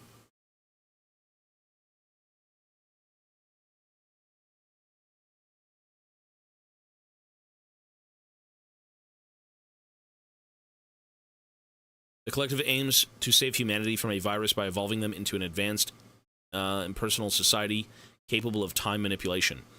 So, I got the gist of that initially, but what is that? Who is the collective? How did the collective come to be? Is the collective some sort of like human supercomputer that was made and then kind of gained its own sentience, and then now kind of like rules the future? There's a lot of that makes sense, but there's a lot of problems with Chronos, where I think the game, if it had a sequel, would make a lot more sense. And you say extracting exceptional beings. They were going to extract a child, but then again, maybe the child could have grown up to be Einstein. Who knows? Chronos is a good game. It certainly is a good game, and I think they tackled the idea of like time travel fun, like in a fun way, where a lot of it happens due to the loss of like a loved one. It's a very personal reason. But yeah, we'd probably have to revisit that game eventually.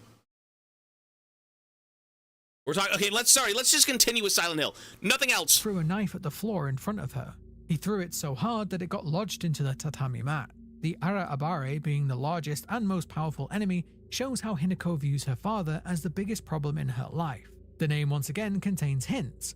The word Ara is used to denote surprise or exclaim, while Abare means to act violently or to rage. The name is obviously a clue to how Hinako views her father as a giant raging monster. But once again, this enemy has no apparent eyes, signifying how Hinako's father is blind to the damage he is causing. Now this is another enemy that, as far as I know, doesn't have an official name, but the symbolism for this one is clear.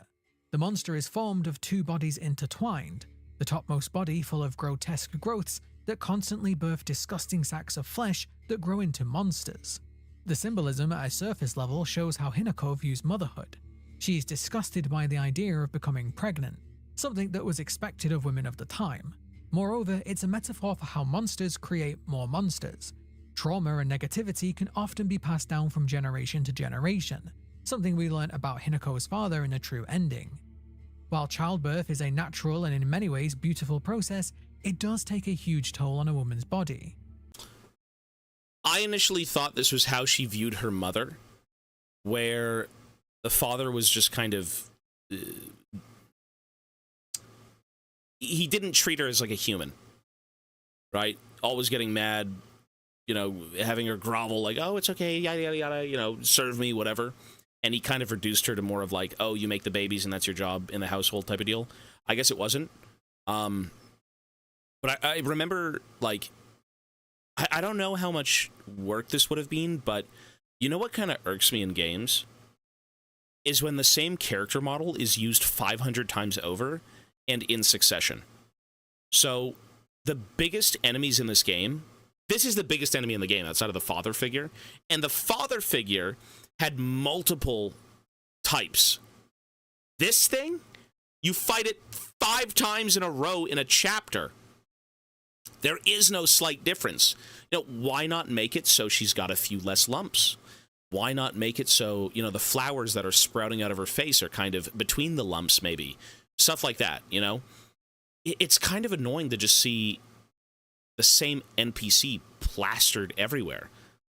When you first see it, you're like, ew, what the fuck is that? And then 10 hours later, you're like, oh, it's the 15th one. Okay. It was the same thing with Chronos. Even Dead Space. Well, actually, Chronos had a few standard NPCs that were changed. I guess in this game, too, the scarecrows were a bit different, stuff like that. But you'd really think that the big prominent enemies, the ones that stand out the most, would be slightly altered. Having a group of, like, smaller enemies, you know, shit NPC mobs, they can be different. But they're also very forgettable compared to something like this. Feels like the monsters weren't very memorable.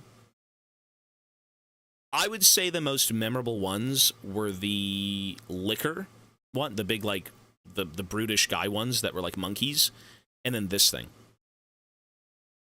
80 games can't ask for much. I actually, you know what? You know what's insane? This really, I don't want to sound like I'm ragging on the devs or anything. It's just minor nitpicks, you know? It'd be nice to have visual, variety in a lot more things in these games, because the number one thing I remember about Silent Hill is the vibe, the atmosphere. You're a young girl walking through a 60s Japanese nightmare, and that is the number one big resonating memory about this game, and it's trauma, of course. You know, if you've got a very atmospheric game, you need very good visuals. Right, so the environment's great, the fog rolling in, all that stuff, the mind place, we'll call it, like in fucking Alan Wake, you know, the dreamscape. Pretty cool. And all of your obstacles are just copy paste. It's a little bit weird for sure. Each monster would hit harder, not literally, if it wasn't that much combat. And I feel like the only reason there was so much combat is to bloat the runtime. I felt, you know what? So maybe I'm wrong in this. This is just how I feel, and you know, I feel like this game, they tried to not make it too scary, to maybe have people be more interested in playing it. Was Silent Hill always kind of a big franchise? Was Silent Hill this massive Resident Evil level type of like hype? Was it? Were the games originally a lot scarier? I think 2 was scarier than this. 2 was more unsettling. People love the idea of horror turned into a preservation of mind and body. Well, oh yeah, for sure. I agree. Everyone's been waiting for 10 years. Well, you know what? What I viewed it as was that maybe that was it then, because it was so long since the last original Silent Hill game outside of a remake. Maybe they wanted to bring people back into the fold with something that was relatable, something that was very tailored to, like, okay, OG Silent Hill fans, here you go. You have the vibe of the game, you have the walking around, you have the atmospheric stuff, you've got the mind place, you know, the nether realm. And then, hey gamers, you want to try this new scary game that's coming out in October? Have fun. That's kind of how I viewed it, in a way. Silent Hill 2 was good. Silent Hill F gives you lazy vibes. I'll say this. I like that this game stands out on its own. Having only played Silent Hill 1, and everyone's saying... Silent Hill 2, and a lot of people saying that Silent Hill 1 is very much like 2, and vice versa. I'm glad that this game exists, because it's such a narrative... It's such a departure from, like, the Western stuff that I guess Silent Hill was kind of known for, right? As a Japanese company, making a game in Japan about Japanese people in a period is cool as shit. That is an awesome thing. 100%. And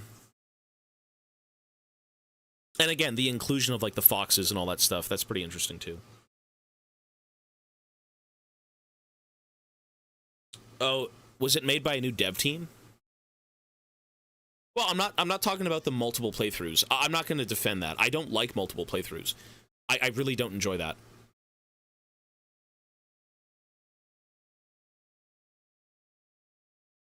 Japanese usually have Western studios make Silent Hill games for the different aspects of horror. Oh, do they really? It was made by the devs of Resident Evil Resistance. Never seen that game. You know why? Yeah. Silent Hill 2, I think, let you breathe more. It let you explore more. It let you take in the atmosphere more without being bogged down by, like, big fat pregnant lady who shoots babies out of her big butthole, you know, 10 times in a row. The enemies in this game, you know what would have been dope? Is if the enemies were more volatile and resources were more, you know, scanned, right? Like you had to go find this, you had to go find that, you had to run away from enemies, you had to just stay away from these creatures. They're awful. But again, you know, the fact that you can pick up a battle axe, I keep saying a battle axe, it's a fire axe. The fact that you can pick up an axe and a sledgehammer and a crowbar as a 10-year-old girl, 14-year-old girl, and run around with, like, perfect dodges and then give yourself little, like, gotcha system buffs. Less gameplay-oriented games aren't always terrible. Aren't always bad. Silent Hill F was forced heavy combat, and the story is too focused on womanhood. Well, that could be a metaphor. or, you know, being a strong woman fighting against the monsters. I doubt it, but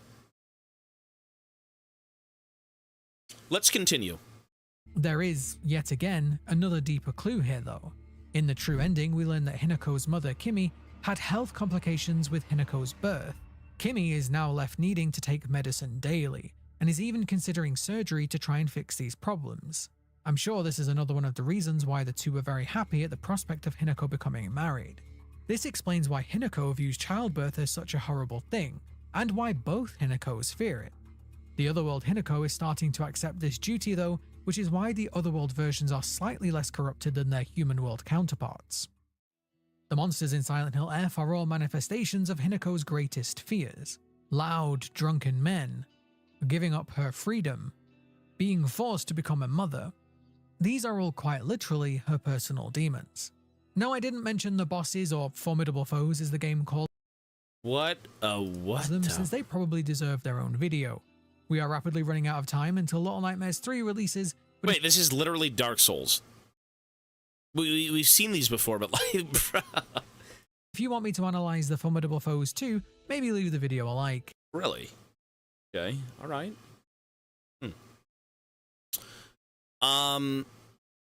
So let's watch Silent Hill F new game content.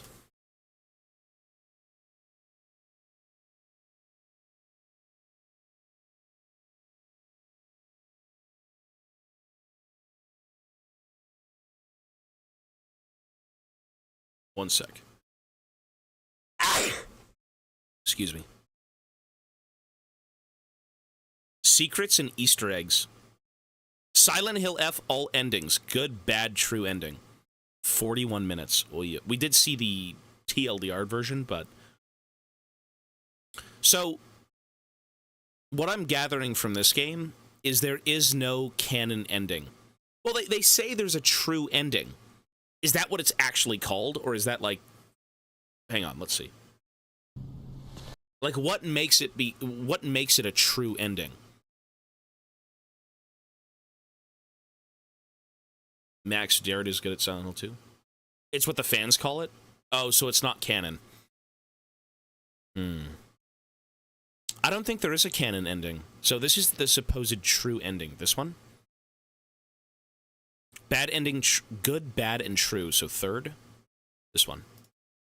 This is the true ending. A right being. Tell me, who the hell are you?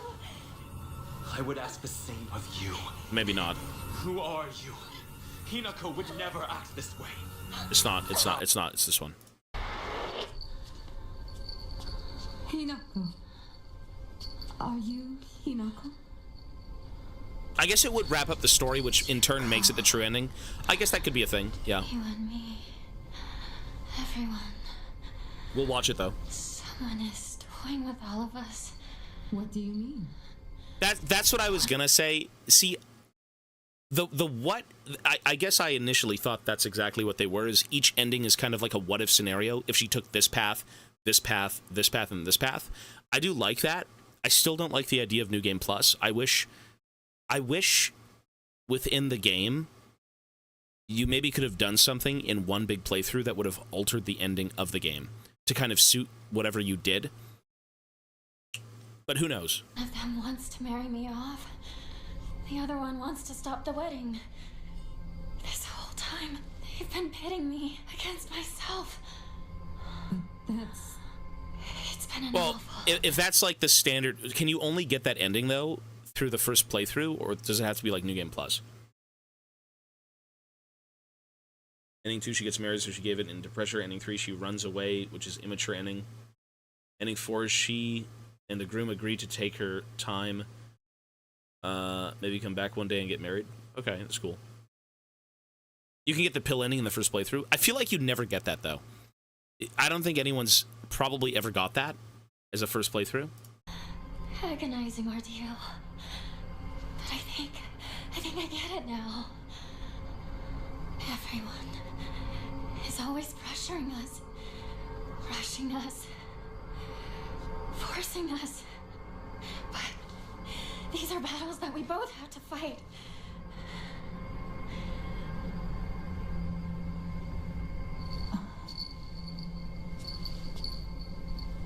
Yo, Mr. Musty Butt. Hey, been a while, bro. Tier 3, sir. 98 months. Thank you, man. Thanks, buddy. Sorry, Junko. Well, this is the fourth ending, Sorry. yeah. Mom and Dad, I know. I've been a terrible daughter. But if you truly want nothing more than for me to be happy,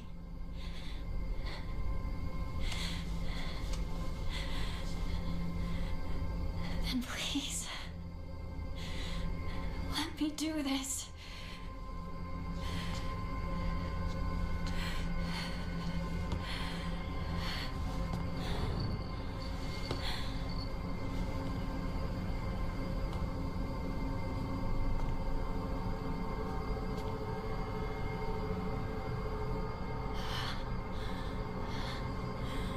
This is my decision to make. I'll never be just some puppet to be toyed with and tossed aside. Never!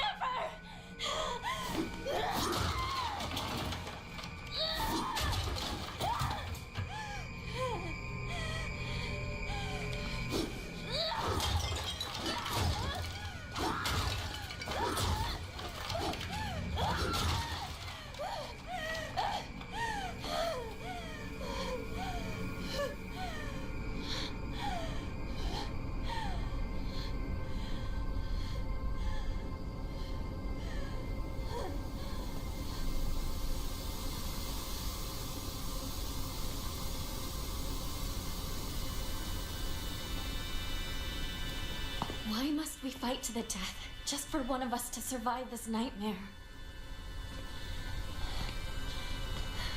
Why do we have to bleed just to begin seeing eye to eye?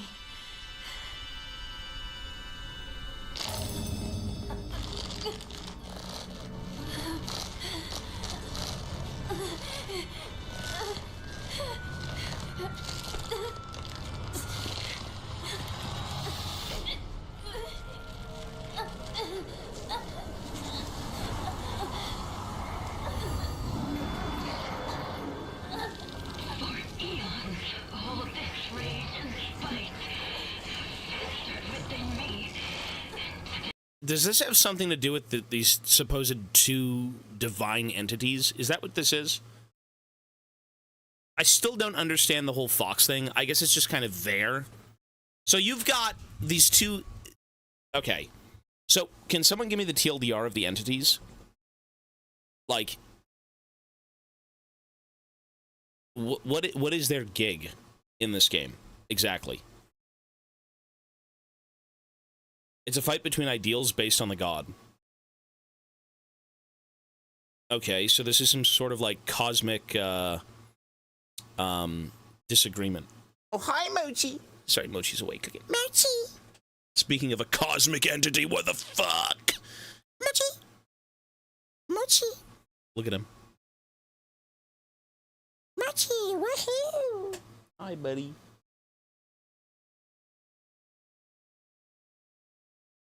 There he is.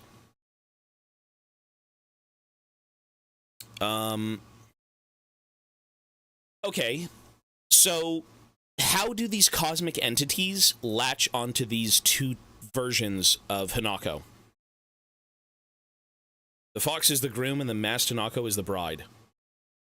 Normal Hanako is her before marriage, and the other creature is actually Shu, not some cosmic god. Oh, what? Mochi's good.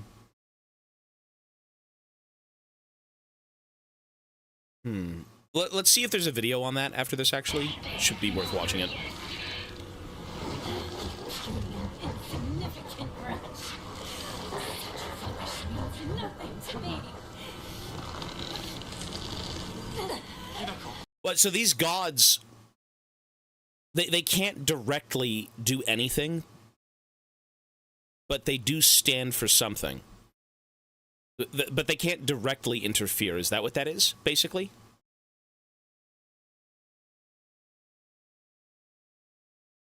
They stand for different cultures. That's how I would view it, too.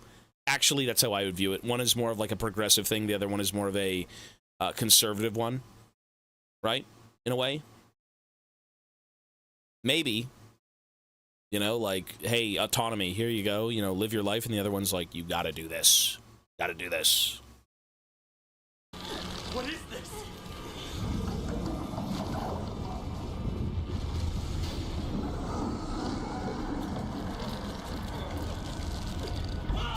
Oh, so yeah, I was gonna say he doesn't actually seem like the villain. Okay. Kodayuki. Kodayuki. Once in a blue moon, humankind produces an extraordinary girl who is blessed with divine power. Upon her birth, a spell is placed on our clan's successor that stirs within him a desperate desire to go and seek out that extraordinary girl and make her his wife. What are you? In the past, we relied on our cunning, seducing our brides with clever deceits. Wait, so this fox god this fucking thing is evil as shit then. This generation's heir is a fool. I guess it, yeah, okay, hang on.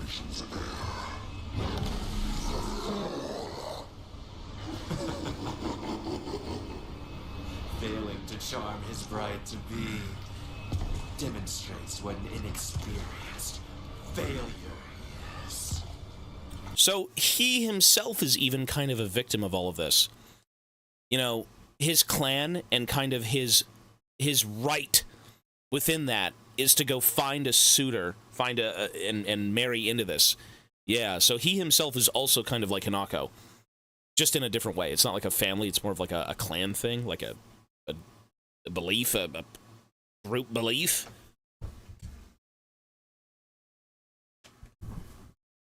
It's not a god, it's the groom's father symbolized as a god because he's a noble. Okay, so he's more of a prized individual, right? I thought... So, yeah, all of this is then metaphorical. Even the fucking wolf and all this shit, it's supposed to represent... Wait, so there is no god aspect in this, then? This is essentially his father. But to him, he's viewed as a god, I guess, because he has all the power in it. It is a god. The groom was forced to marry, but he chose Hanako. I thought this guy was a freak the entire game. You know why? It's because they only fucking make you play the game like 50 times to get it! Why? Why? Why not just give you a goddamn big-ass game that's 15 more fucking hours that's just fine? No, I'm not gonna fucking play this game 10 more times to see this cutscene, even though it's great, and it offers a million more things to care about with this game. That's insane! This is good. This is good. The scene with the mother is good. I'm sure there's probably content with the father. All of this stuff should have been in the game. It should have been in the game. That's so stupid. That's so stupid. Calm down, Unk. The game is only $80. Okay. That's why I think the gods represent culture, a rebellious, individualistic god, a familial, societal obligation god. I agree. Sure. That could be it. I remember at the wedding, and the groom's father lashes out at her because she wants to cancel it at the last second, hence the boss fight. When was that? Which one was that? That's at the very end, right? With the father and the mother? This is so stupid. 8 out of 10. I think this game's great. I just think it dials in a few too many things. Maybe not dials it in enough. This one?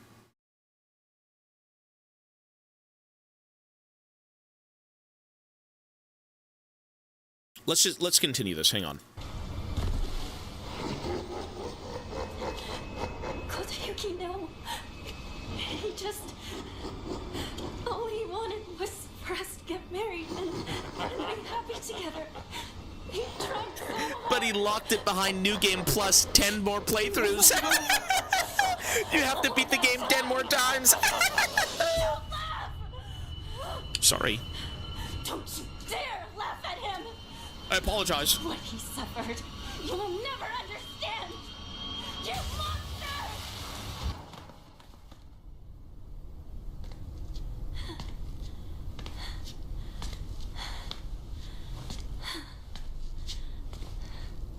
Sorry.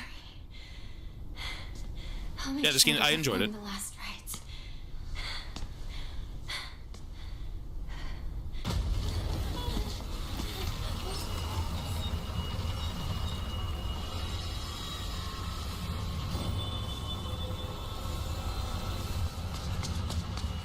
Are you two okay? Over there! This literally paints a completely different picture in my mind about how this game truly is. Like, honestly. Honestly. What a weird decision. What a weird decision. Hurry! In here! Look how good this is. Now that everyone completely understands each other. He has had much to drink for his first wedding in many moons. He is normally so kind. That was his father, yeah. Just leave this matter to me for now. Kotoyuki, you could have... Apologies. While I tried to give you everything, I failed to realize what you desire most. Now I know. We both share the same desires. I want to know whether my love for you is more than the mere whim of a spell. Let me read this. Kotoyuki is the bastard son of a wealthy family and gets to be the heir, okay? He and Hanako met as children, yep, in the playground. And decides to marry her. Hanako's father agrees to sell her off to an arranged marriage to pay off his debts. In the default ending, Shu's drugs push all of Hanako's doubts and fears to the surface, so she goes on a killing spree. Yeah, we do know that. That's the ending that we got. Hanako lives a life of misery in a loveless marriage with, I keep thinking Kotobukiya, and becomes a voiceless, submissive wife like her mother, represented by her cutout face being stepped on. In ending 3, she flees the wedding with Shu. She jokes about his tie. He jokes about her looking weird in that, probably referring to her wedding dress kimono.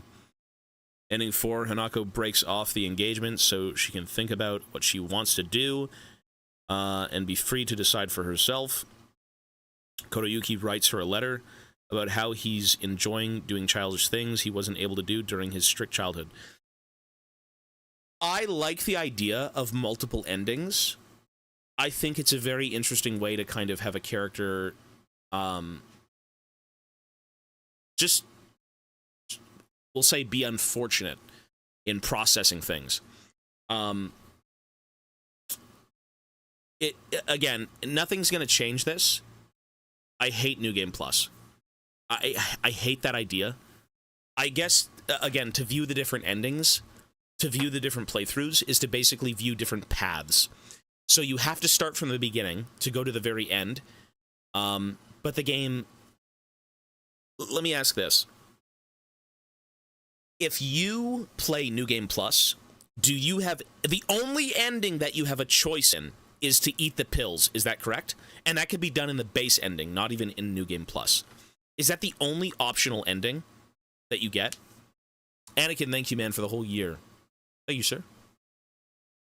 So, like, New Game Plus and then Beyond will always have the same ending, maybe? Because I don't think I'll be playing it, but...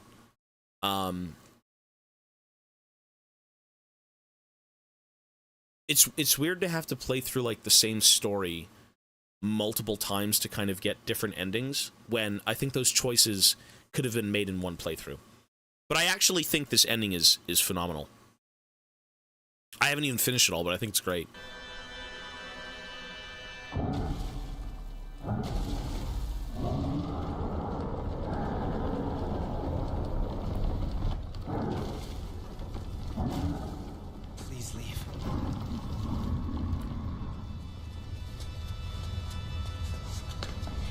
the love you have for us was real,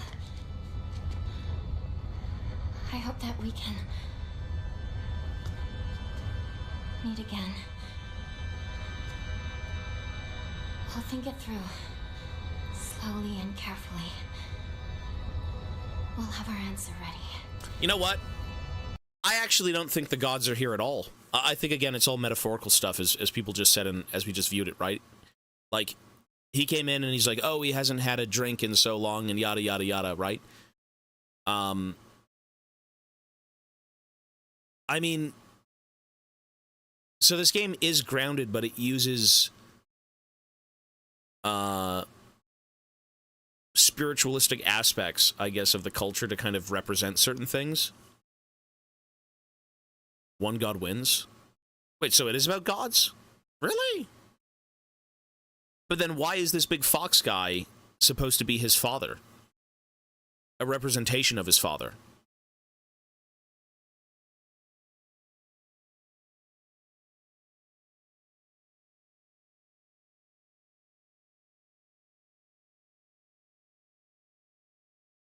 We could do that, sure.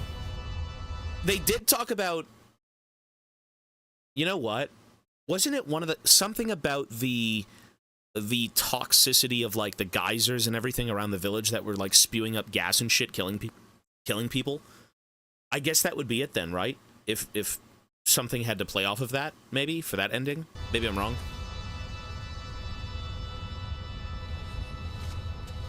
I was gonna say, that doesn't sound like a god, that just sounds like a group of people not taking care of the place, or not really organizing the town well, right? That's what that sounds like. So I don't think there's... The villagers worshipped it so it wouldn't kill them. Is that what they believed? Is that, like, actually what's going on? Or is it, like, some sort of logical thing where natural disasters happen and people in charge need to kind of, like, save others? Is that really what it is, though? Well, we'll see it.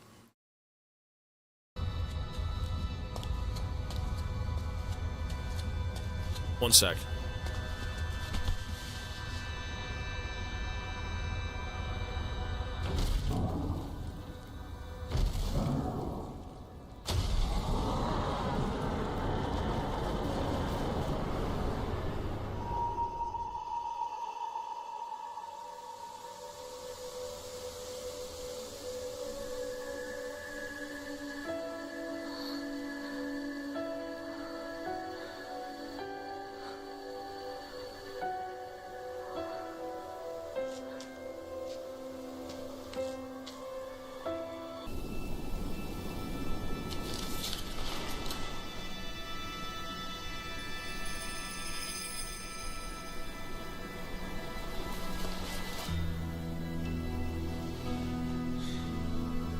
So, what should we do about our future?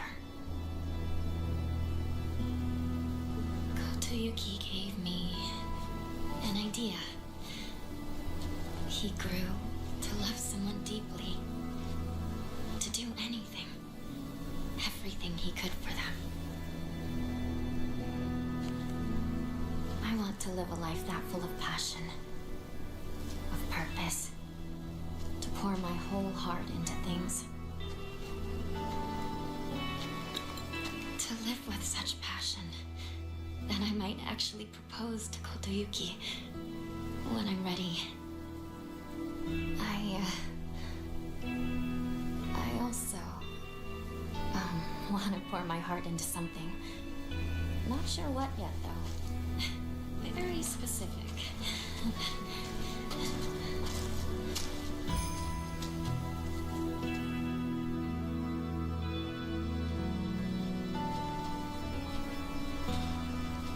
It's quiet here, isn't it? No one to tell us what to do or bother us. It's nice. Just the two of us. Yeah. Just the two of us to decide where to go.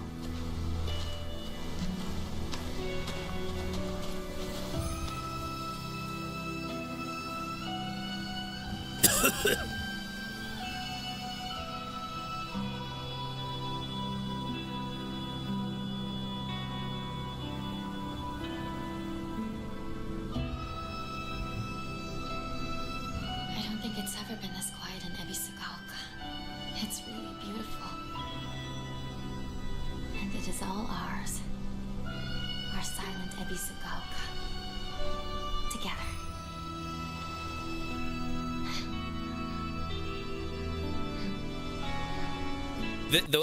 That's a great ending. Okay, so what was the ending with basically the town dying? Which is that bad ending? Someone did say the occult stuff was always in the games. Yeah. It's just kind of weird in understanding it and how it really relates to like the story here. Because again, I still view the Fox as more of like the head of a clan, and you know, to that guy he's a god or something, but I guess it's more than that. His son.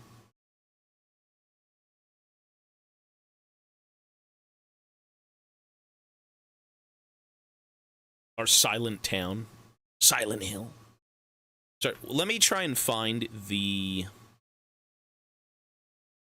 I feel like we should watch all the endings, but it's 40 minutes, and we do have to play some other games. So this would have been the bad ending. This is with Shu. Things won't always stay the same for us.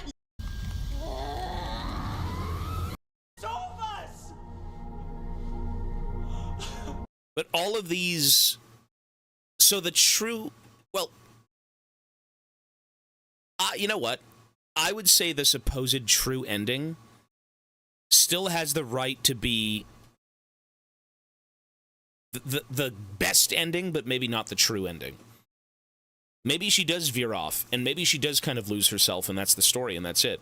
Or maybe she finds herself and, you know, is able to kind of accept moving on, but also a part of her that wants to stay in that past, right? First ending is far worse for sure. But what if that's exactly what happens to her? Right? What if that's literally it, and she goes off and murders people at the wedding? Because she wasn't able to internalize it all and figure it out mentally. And also OD. We beat the game, yeah, but there's a lot of endings, and there's a lot of different things here that kind of... Like, look at this. We have to watch these endings. I have to. I can't... That's a long ending. Let's do it.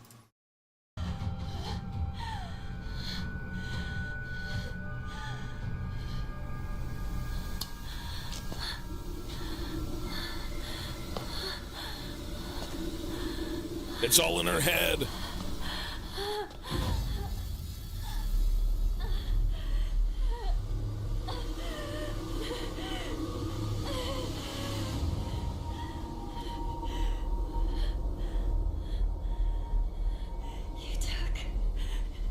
You took everything from me. No, I didn't. Sakuko, Ringo, and Shu. You even took my parents. It's not like you can't see them.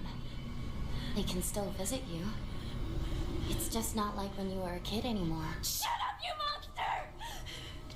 I want myself back!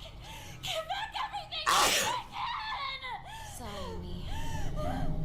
But everything you're feeling right now, I'm ready to face it all.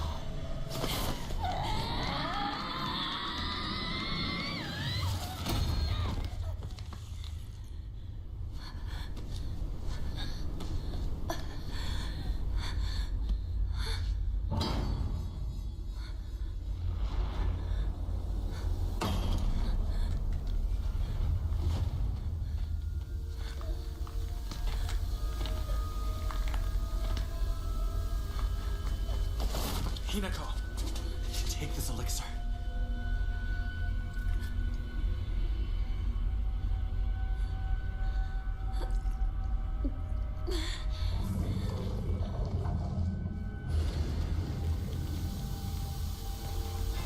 The past dies.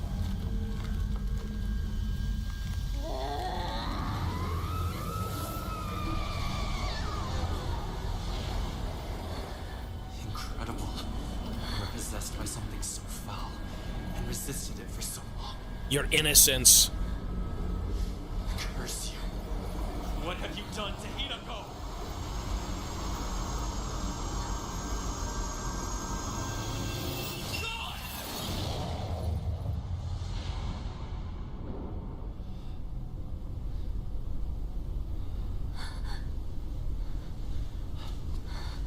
Hinako. You're safe now. So how does Shu... Well, you thought you were safe. Here's Shu to... Oh.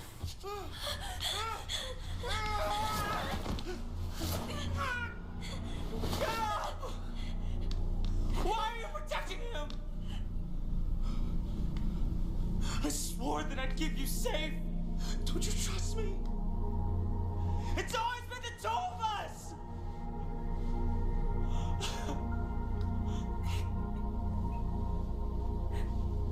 I wanted for us to be together. Like we always were. We can't. Don't you see? So she only liked him as a friend the entire time is essentially what that was. She was just very happy in existing, not necessarily living and going beyond that. So she always viewed him as a friend. I thought it was the other way around a little bit when playing the game, but I guess not. Dad, things won't always stay the same for us. You don't think I know that? But why do you trust this nobody? Why him? Shu. Oh, right. This is not the right one. This is not the right. Yeah. Right. Stay as they are. Right. This is not the same mental state. He says he wants to build a future together with me. Both ideas scare me. But both of them fill me with hope.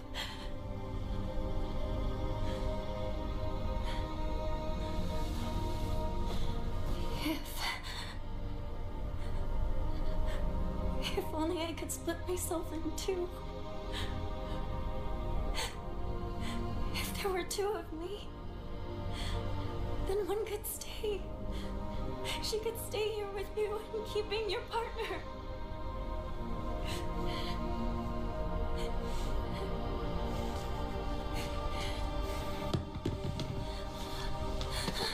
Shu! I shall pursue him.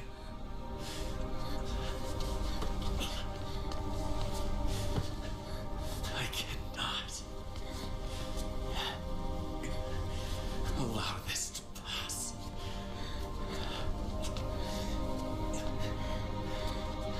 No. I'll go and talk to him myself.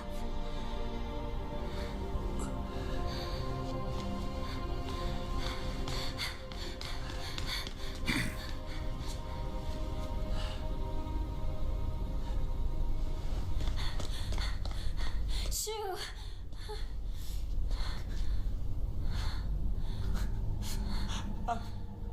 I'm no good. I tried to smile and wish you well, but I couldn't do it. And what's worse is,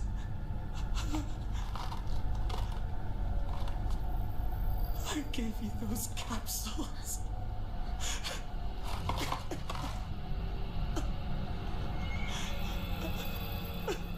What about them?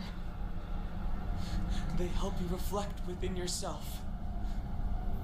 But they can be extremely dangerous, too.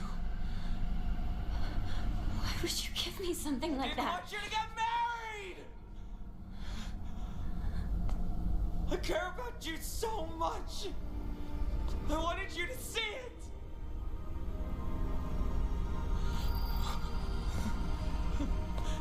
What the hell is wrong with me? How can I not be happy for my partner? I'm such a piece of trash!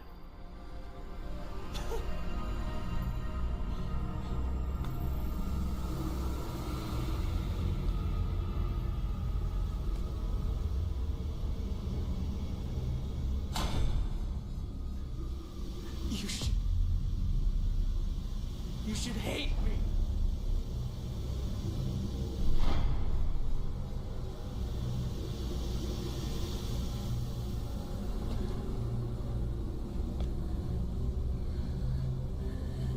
can never hate you.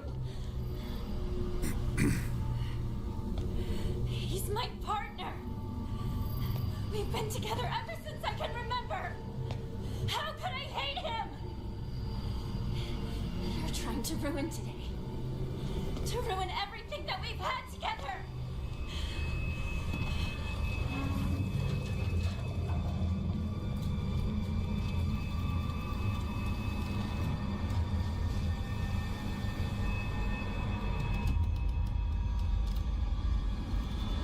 So what the fuck is this supposed to be representing?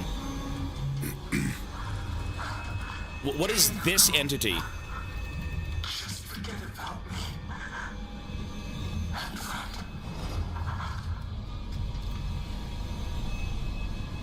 Let's do this, partner. That alien scum won't go down without a fight. But together, The tree water god spirit? we can take it on.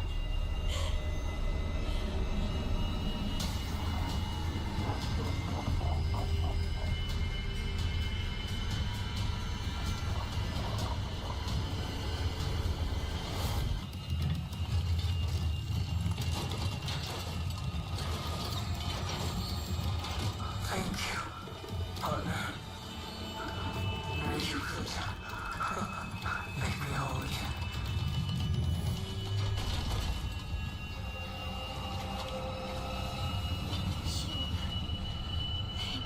Shu being multi-faced in his guilt about manipulating you. Could look like that. But the whole god aspect of this game, where you've got two warring gods and then you've got like, well, I don't even know, that's probably a metaphor for the two separate ideals. The fucking stay in the past, stay traditional, and move the fuck on. I don't know. The god stuff still kind of gets over me a little bit. It still kind of gets over me. Just a bit.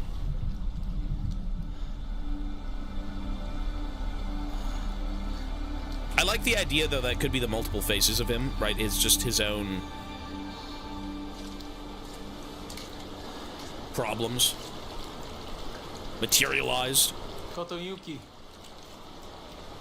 I'm counting on you to look after my partner for a while.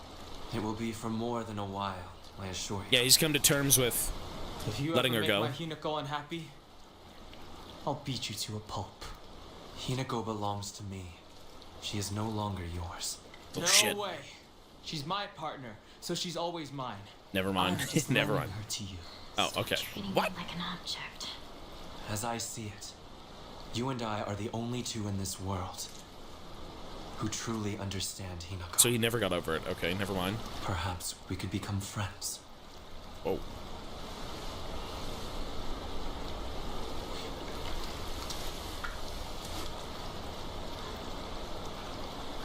What's the rating now? A 9?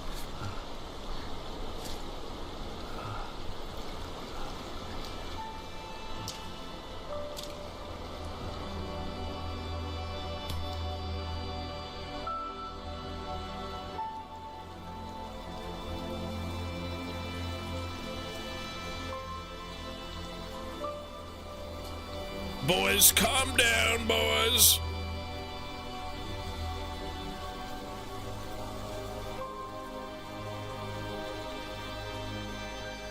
God. Well, that's what she became. It's a sun shower.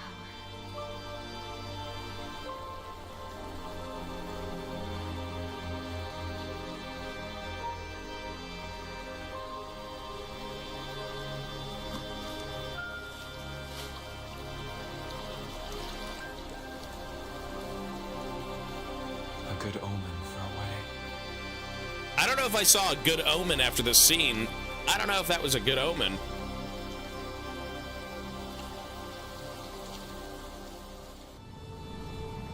I saw blood, and this is the same ending? Let's go inside. It is cold out. All right.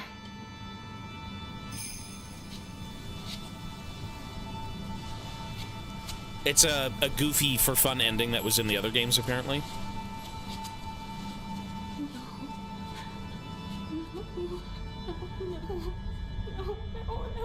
Oh, Oh, right, this was the face one. She's becoming more like her mother.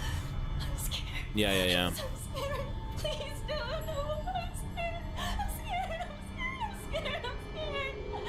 I don't want to be like my mother. This is not behavior befitting a bride. They skipped out the end of the fucking thing, but it showed her face cut off, and then they stomped on it. That's pretty fucked up. So that's a terrible ending. Yes, she becomes more of an object. She's there for the husband. She's got no free will. She's just like a tool, basically. That's that ending, I suppose. So this ending, this is the only other ending we haven't seen. Okay. Let's do it. Tell me, who the hell are you? I would ask the same of you. Who are you? Hinako would never act this way. How have you entered these sacred grounds? Where is my wife? Oh. Hinako! But the same ending would be perceived better for her after the talk with her mom. That's what I was thinking too. That's why those parts are so interesting, because they make it not so one-dimensional in this is the bad ending, this is the good ending, this is the better ending. You're not wrong. I thought that talk, and I still think some of these endings should have been like the only thing you got to, well, maybe not the only thing you got to see, but like they should have been included in like the base game without having to replay them, you know. But you're not wrong. I agree to that 100%. Shoo. But she doesn't understand it because it wasn't in your playthrough. So tough luck. You're a slave. Believed in you. All right. It should have been in the playthrough. Why was it not in the playthrough? Finally express your true feelings.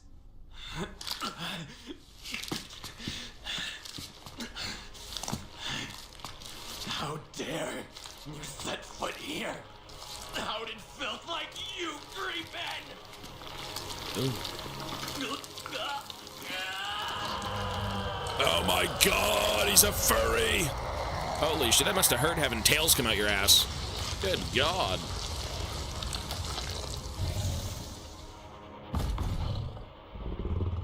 Hinako, run for it!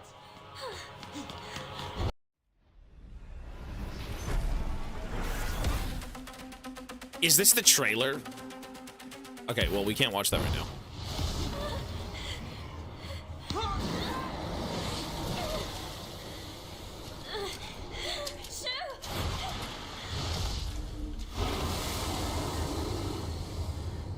Just what the hell are you?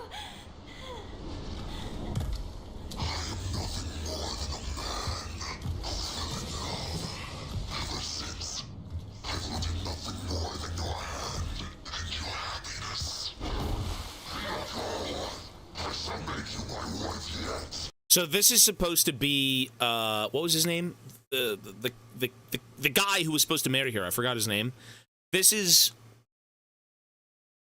I guess, through all of the stuff he tried to do for her, being rejected. I forgot his name. All of their names are hard to remember. Well, not really, but his in particular, since he only shows up once in the base game. Kotoyuki. Kotoyuki. There it is. Okay.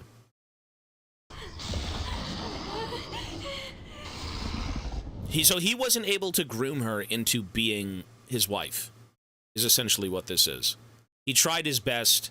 In the end, nothing got through to her. That's why she's here and not her alternate version. She never bent the knee. Okay. He's like, where is my wife? I did everything. In respect for you, I force myself to abide by the rules of human courtship. But if by honoring your traditions, I risk losing you, then I'm afraid we'll have to do things my way from now on. So instead of them basically coming to terms with it and kind of having a mutual thing-ish, this is more of the forceful ending. This is like, you're doing this for me. Doesn't matter. You're doing it, right? Yeah. Abandon your world. Let the memory of your presence there fade away. In time, the missing posters will crumble to dust, to be carried off by the wind. They will forget your face, and they will remember you as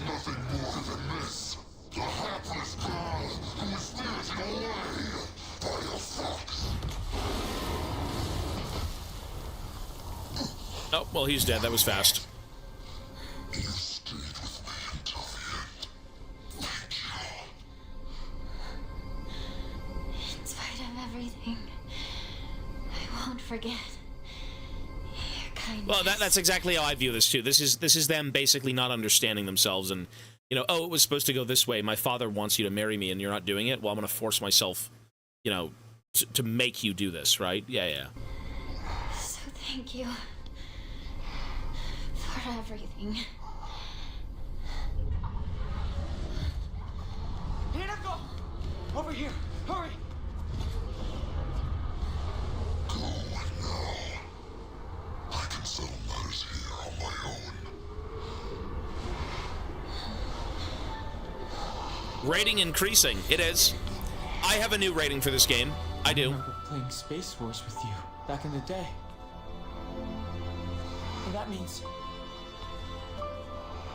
you're one of us then, our comrade in arms. I suggest you leave. It's weird, but I get it. It's weird, but I get it. And won't hesitate to consume you if given the chance. See you later, comrade. I don't think I believe in this god mumbo-jumbo stuff in this game. I'm not sure. I must hold my head high. I still don't believe the entire god aspect of two of them fighting and kind of like... to me, that's more of society and I guess, what's the word for it? It's, certain groups of people and what they believe in. The traditional conservatist, you know, mindset versus something more progressive. That's how I view it, in a way. I don't know. I'm probably wrong, but I still don't understand that whole thing with the supposed two gods going at it. Even that to me seems more of like a metaphor in a way with these wolves and things, and them kind of taking the form of other people, or other people taking the form of them. Duty versus freedom of choice. Yeah. Mindset of the people living in the town, like this in Japan. Oh, exactly. That's how I view it. That's exactly how I view it. Okay.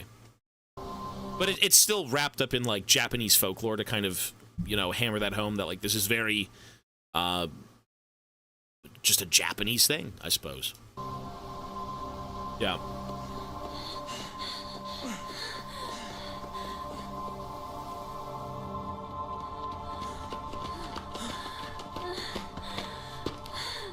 Are you alright?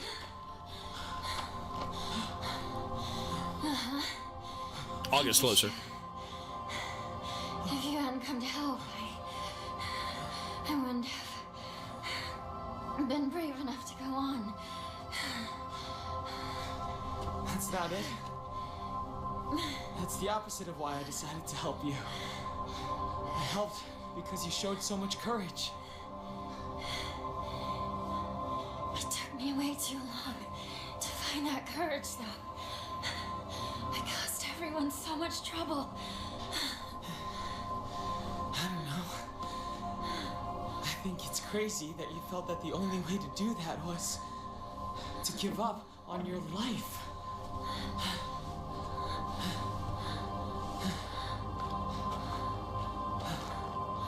Thank you, partner.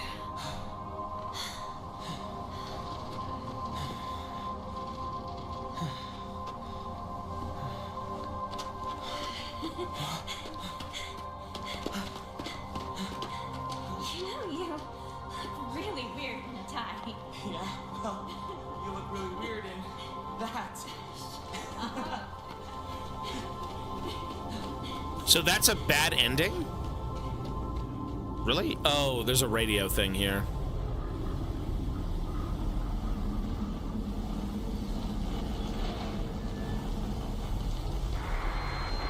Geysers have begun to reach approximately 50 meters in height, and over the past 3 weeks have shown no signs of letting up. Okay, well, this ending, I think, kind of maybe confirms that you've angered the gods. You've angered this holy line of fucking fox heirs and shit like that, that you've kind of pissed them off to the point where they do enact some sort of, like, vengeance, right? I guess, unless this is just a coincidence. I mean, they did say the surrounding area was kind of, like, problematic with the geysers and all that stuff, but Okay.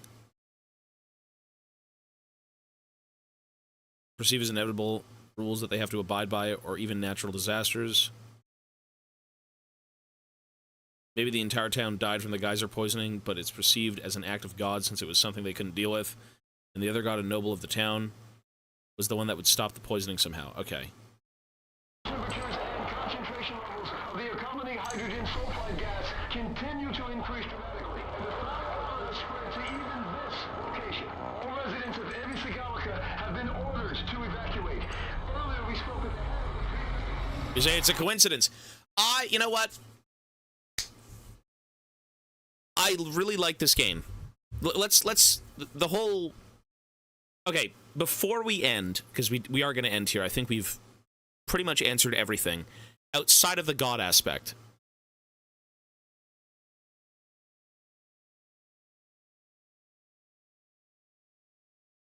Is there a definitive answer that there is some sort of divine intervention in this game? Is there a definitive answer? We could watch the donkey video before we end.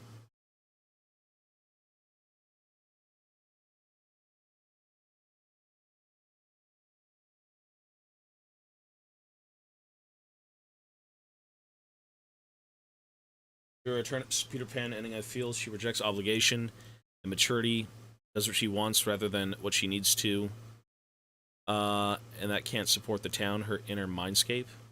Oh, so the town collapses because of that. Okay. Well, you know what's weird? Because we watched a video first where the town was supposed to be real. Sorry, they said the town was fake. Is the town real or fake, first of all? Is it real or fake? Because the first video we had watched was basically them talking about the town being this mental scape where all of these things manifest. It is real. Okay.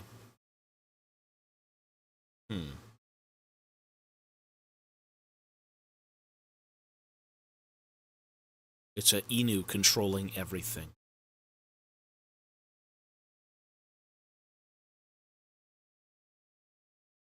Okay, fair enough. It becomes her inner world, so it's almost like it's a copy. Isn't that the same as the other Silent Hills, where you've got, like, let's just call it the Upside Down, where you have reality and then you can kind of, like, slink below it or something? Isn't that the case? Where the town just gets even more dilapidated? Right? The walls start peeling and shit like that? Wasn't that also in the movies? I don't know how accurate the movies are, but there always seems to be two separate locations. But in this game, it seemed like the town, and then it was like the mindscape. Yeah. Well, that would make sense then, because, yeah, the town wouldn't even be real. I don't think the town would blossom flowers and flesh pits and shit like that, right? And then all those monsters that are from her own view of things. Yeah, okay, so it goes both ways. So the town is a real place, but everything, including, like, the town itself with the fog, that's in her head. And you've also got the fox kind of leading you through your own little, like, dream sequence thing, like a nightmare.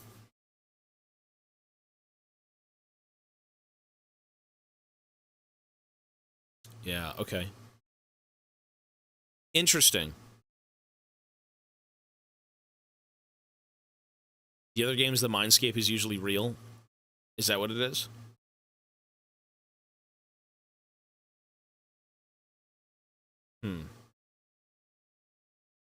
Well, you know what? I actually think watching this and trying to understand it has made this a better game.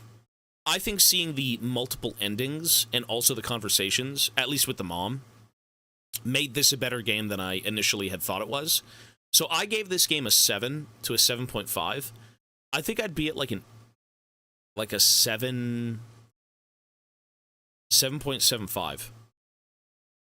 I think maybe a 7.75, 7.5, something like that.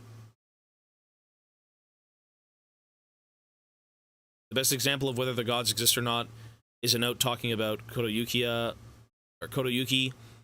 and when he was bit by a fox when Hanako helps him, His mother claims he changed, and he can see. He can be seen as a fox god possessing him, but in reality, he falls in love with Hinako, and the changes are his determination to succeed and marry Hinako in the future. You're right, eh? That was also there. He did get bit. You're right.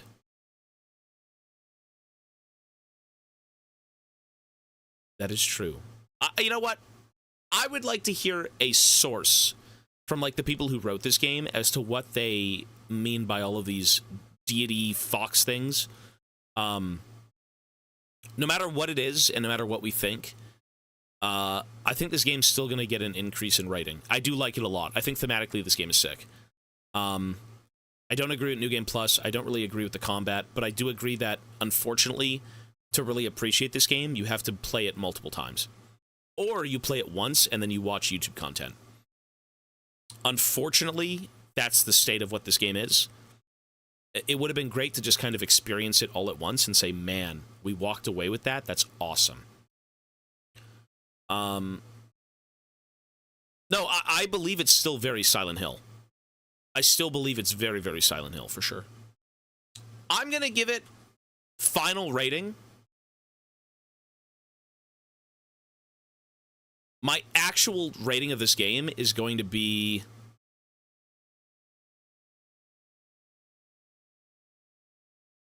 I'm going to give it... You know what? I'm going to situate it with Chronos. I'm going to give it a 7.5. No... 7.75. No. 7.75. 7.75. I think with all the metaphorical stuff, it really is dialed in. It's pretty cool to kind of think about it and see it manifested in-game. 7.75. And again, the rating can give or take go up by 0.5 or down 0.5, but I think this is a good spot. I don't think it's like an 8. Because the gameplay really just shits on it, and the way it's presented through multiple playthroughs and, well, that's really just it, multiple playthroughs. Too high. 7.75. No, you know what? I have to lower it. I have to. I'm going to give it a 7.75. I'm going to give it a 7.75. You're right. I think it is a bit too high, considering the only way to enjoy this game fully is to force yourself to play it multiple times. I think that's my problem. But that's the same problem as Chronos. Chronos has that same issue. But I think, narratively, and did I enjoy the game? I think it's great. Experiencing the combat is such a mood kill. It is. It really is. You know, if you had more story and less combat, this game would be so much better.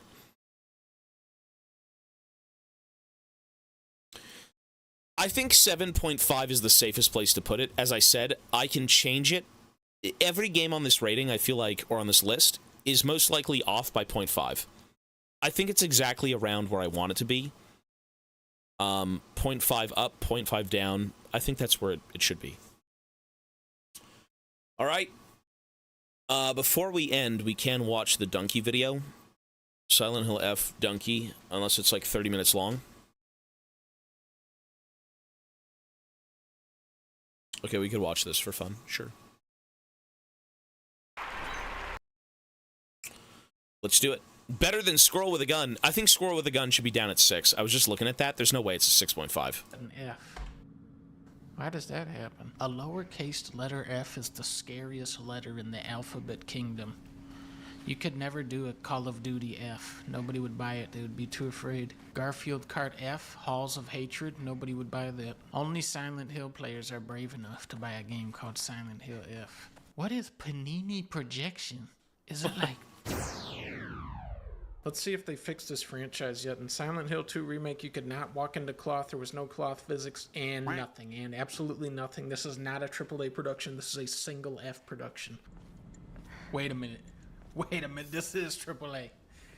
Oh, thank God. The fox god's enshrined all over the place.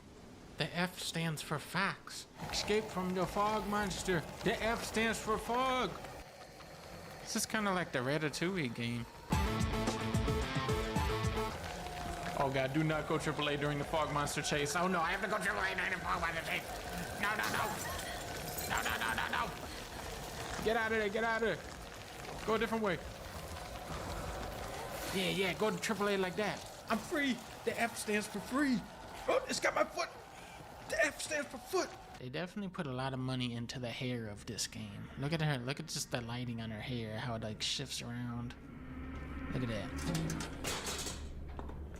No, Silent Hill. I'm talking about the hair right now. Press B to dodge monsters. You cannot get me, monster.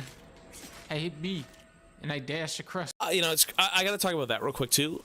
What this? Oh my god, it's so disgusting.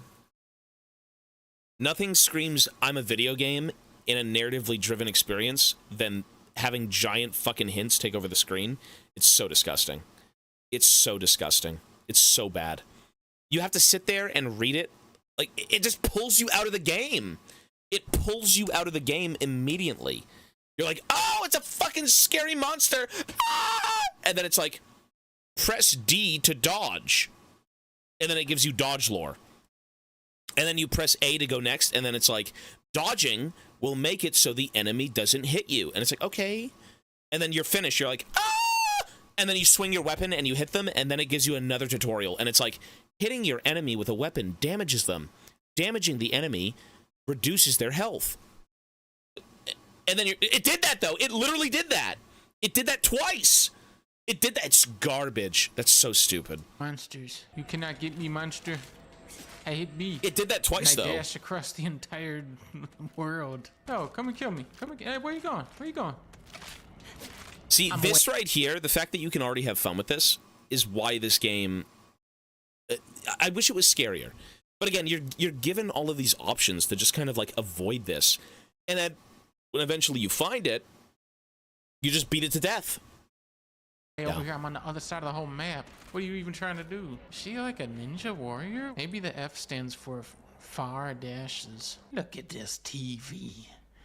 This is not the latest in technology. Look at how fancy that is. It only like lights up the right side of her hair like that. They're getting pretty fancy on this Silent Hill.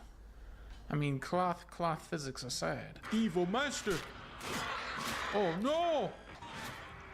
I bet you can't even jump over there, can you? Yeah, that's what I thought. It's not that AAA.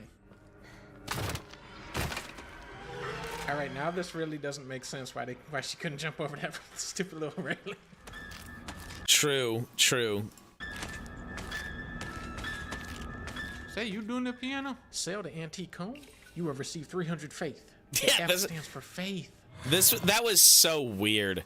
The whole there's a lot of things you can kind of talk about with this game, but that was also kind of a weird system where you'd enshrine things and you'd get faith points. Spend your faith points, video game. And this is where you get the weapon and you get prompted the second you hit her. Watch. Just you wait till I find. Or I think the second you pick it up. Watch. Something. No, not that's worthless. Get a plank. Oh, I see. This is just Dark Souls. Oh, he didn't show it, but you do have it. Software. Yeah.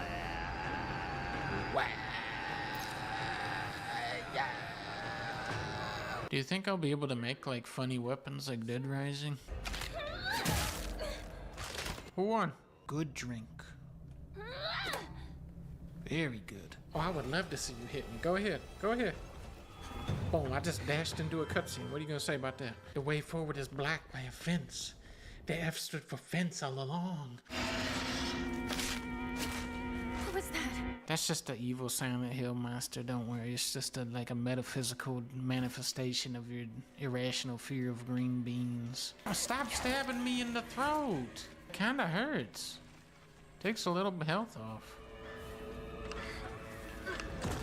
Hee, I'm doing this. Oh, no. Wait. Just let me finish this. I lured him so far away this time. He's looking at a picture of green beans taped to a wall. I got this. Yes! You have to do it twice? That's stupid. The F stands for stupid. I've unlocked a new costume. The F now stands for Fluffy Bunny Fluff. This is a highly disturbing and scary franchise. Why would someone put this here? I don't know. Why are you a rabbit? This field is really scary. I keep thinking someone's there, but it's always just a scarecrow with his creepy face. I disagree. I don't find it scary at all, really. Well, that adds a little bit to the scariness. I think when they try to chop your head off, that means they're the evil one. I pick this one. You would not betray me. I was wrong. Which one of you dumb scarecrows is the right one? You idiotic imbeciles, stop attacking me. Maybe if I'd be nicer? What's truly terrifying about this puzzle is that every time you get it wrong, you have to do more of the combat.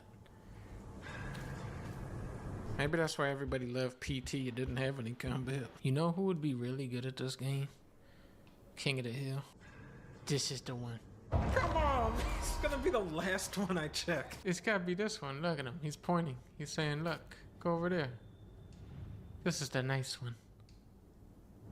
Be nice! There's only 1, 2, 3, 4, Did he not 5 left. read the puzzle? Only 17 more battles. What if it's this one? What if it's this one?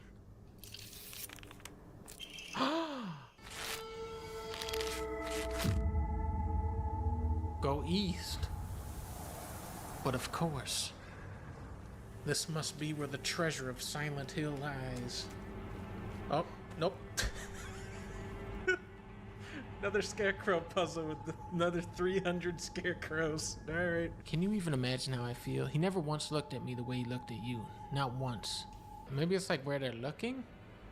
It's about like he is not looking at her, but he's looking at me. It's a boy scarecrow. He's looking at the scarecrow of me. It's this one, but he's not looking at her. But this guy is also, well, he's kind of looking, he's looking at her, but he's also looking at him. This one, he's looking at her. He's like, will you marry me? But she's over here like this. And this one, he's like, hello. No, it's gotta be this one. It's gotta be this one, definitely. I'm definitely incredibly smart for picking this one. Stupid thing. She's the only this one type of scarecrow here. What if it's her? Let's just pick her, because it's gotta be her. She's unique. Stupid thing. I never had that problem where I ran out of weapons. Activate everyone. Wait. I'm activating. Wait, don't kill me. Don't kill me. If you do, you're fucked, though. There's no reason you're not. Let me activate all the scarecrows. There. I wonder why. Northwest. Phenomenal. Now, are they going to put a 4th puzzle? Is it a 4 puzzles type of game? Yes, it is. Can you even imagine how I feel? I've been stuck in this stupid scarecrow part for 800 years. The hint is eyesore. We have to look at somebody's eye. I actually never got this one. Who's walking? I don't know what the fuck this one was. I just picked a random one and got it. I had no clue. Who's doing that? Who's being scary? I hear that. I wish I could hear footsteps in Counter-Strike this good. Okay, your eyes are fine. They're fine. You moved. You were not there before. You are trying to kill me. You are going for the kill. I found you out. No. You're not slick. I know you. I know it was you that was moving. I notice there's no footsteps now that I'm looking at you, huh? You're lucky that I have no weapons or any way to kill you. All right, I'm just gonna keep my eyes on this scarecrow. I saw that. You can't get me. I know it's you. I know you're the evil one. Eyesore. Look, this one is covering her eyes with her hair. It's gotta be her. Was that it? Stop trying. Maybe that might have been it. Stupid puzzle. I have nothing. I have no moves. Quick, win the thing. It wasn't. It wasn't the right one. Other method. Just activate all of them. I did it. Where am I going? That way. Okay. Everybody's coming to kill me. Now this is where the treasure of Silent Hill's 700th Scarecrow puzzle lies. I got a lot of scarecrows coming in. Bro, what? Okay. It's gotta be this one. Activate. I did it. I'm really good at this puzzle. But we're trapped here. There's no way out. What do you mean there's no way out? Go take a look out the window.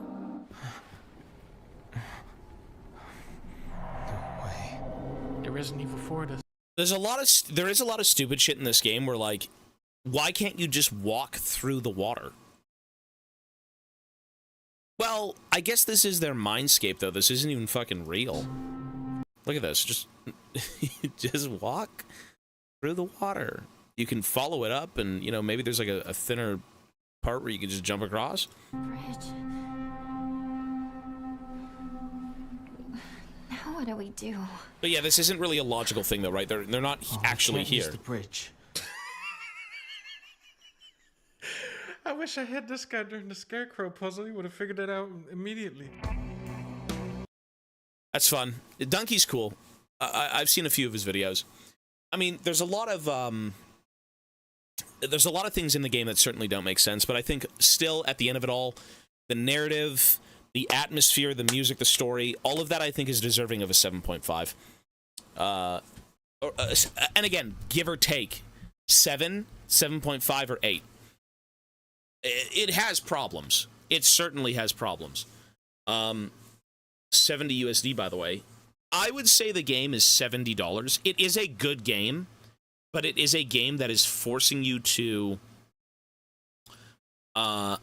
basically play it multiple times for no fucking reason. No. I don't believe that to get a different ending, you should have to play the entire game and have, like, a few things altered. Just make that one big playthrough and make choices in the game affect the outcome of the game. Like, again, make the game 10 hours longer, 15 hours longer. That would have been dope. That'd be a horrible, you know, journey through hell, mentally. It's pretty expensive for something like that. I feel like a lot of the money certainly went to everything but the combat.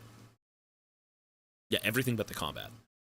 Folks, that is Silent Hill F. We are done. Overall, I like the game a lot, to be honest. I don't think, under the mail review... Well, we can't do it now because we have to move on. We did actually cover a lot of videos and a lot of content with Silent Hill F, and I'm pretty satisfied. I understand the story. The whole game is metaphors. The whole game is you being stuck in your own head and basically being forced to kind of move on with life and marry into something you don't want and do things you don't want versus you just wanting to remain as you are and live in the past and have autonomy. So I like it. And again, I think narratively the game is awesome. I think the endings are very interesting. Different perspectives of how things could have been, depending on her mental state, you know, accepting yourself and kind of living with those two things of, you know, maybe we do have to move on, but I can also still be myself, coexisting, or, you know, giving in and just being that wife that the guy wants you to be, right? For the sake of the debt. So, I like it. 7.5. A lot of problems, but the narrative and the atmosphere, the presentation is excellent. So yeah, 7.5, folks. It can go either way, 0.5 up, 0.5 down. But that is our brief breakdown, I guess, of trying to understand the game after we beat it. We gave it a chance. We enjoyed it. Would I recommend you buy this game? Maybe not. I actually don't think I would recommend this game solely for the sake of how New Game Plus is forcing you to play more of the game to understand it. I actually don't think I'd recommend this game for you to purchase. I would say on sale, buy it. For full price, solely based on the structure of how things are presented to you, no. If your friend has it with that you're with, you Steam share. That could be cool. That could be. I haven't played those games now. I would say wait for this game to be on sale. If it was structured differently, where you could kind of get a longer story with more heartfelt conversation. The mother, that conversation, very brief, was awesome because it gives you a different perspective on maybe this ending isn't such a negative thing. You know, maybe with the wisdom of my mother saying like, hey, father isn't so bad all the time. You know, you can work things out and do this and this, and it's not just this like brain dead obedience where you can't talk back. You needed more of that, I think, in one concise playthrough to really understand the full picture, instead of it just saying, like, go this way, go this way, go this way, go this way. But that is it, folks. We are done with Silent Hill F 7.5. All right? So YouTube, we will be on shortly for part 1 of Oxenfree. That is the next game in October's mystery horror game marathon, we'll say. So we'll be on shortly with Oxenfree. All right, guys, so take care, be well, and we will see you soon. Peace, YouTube.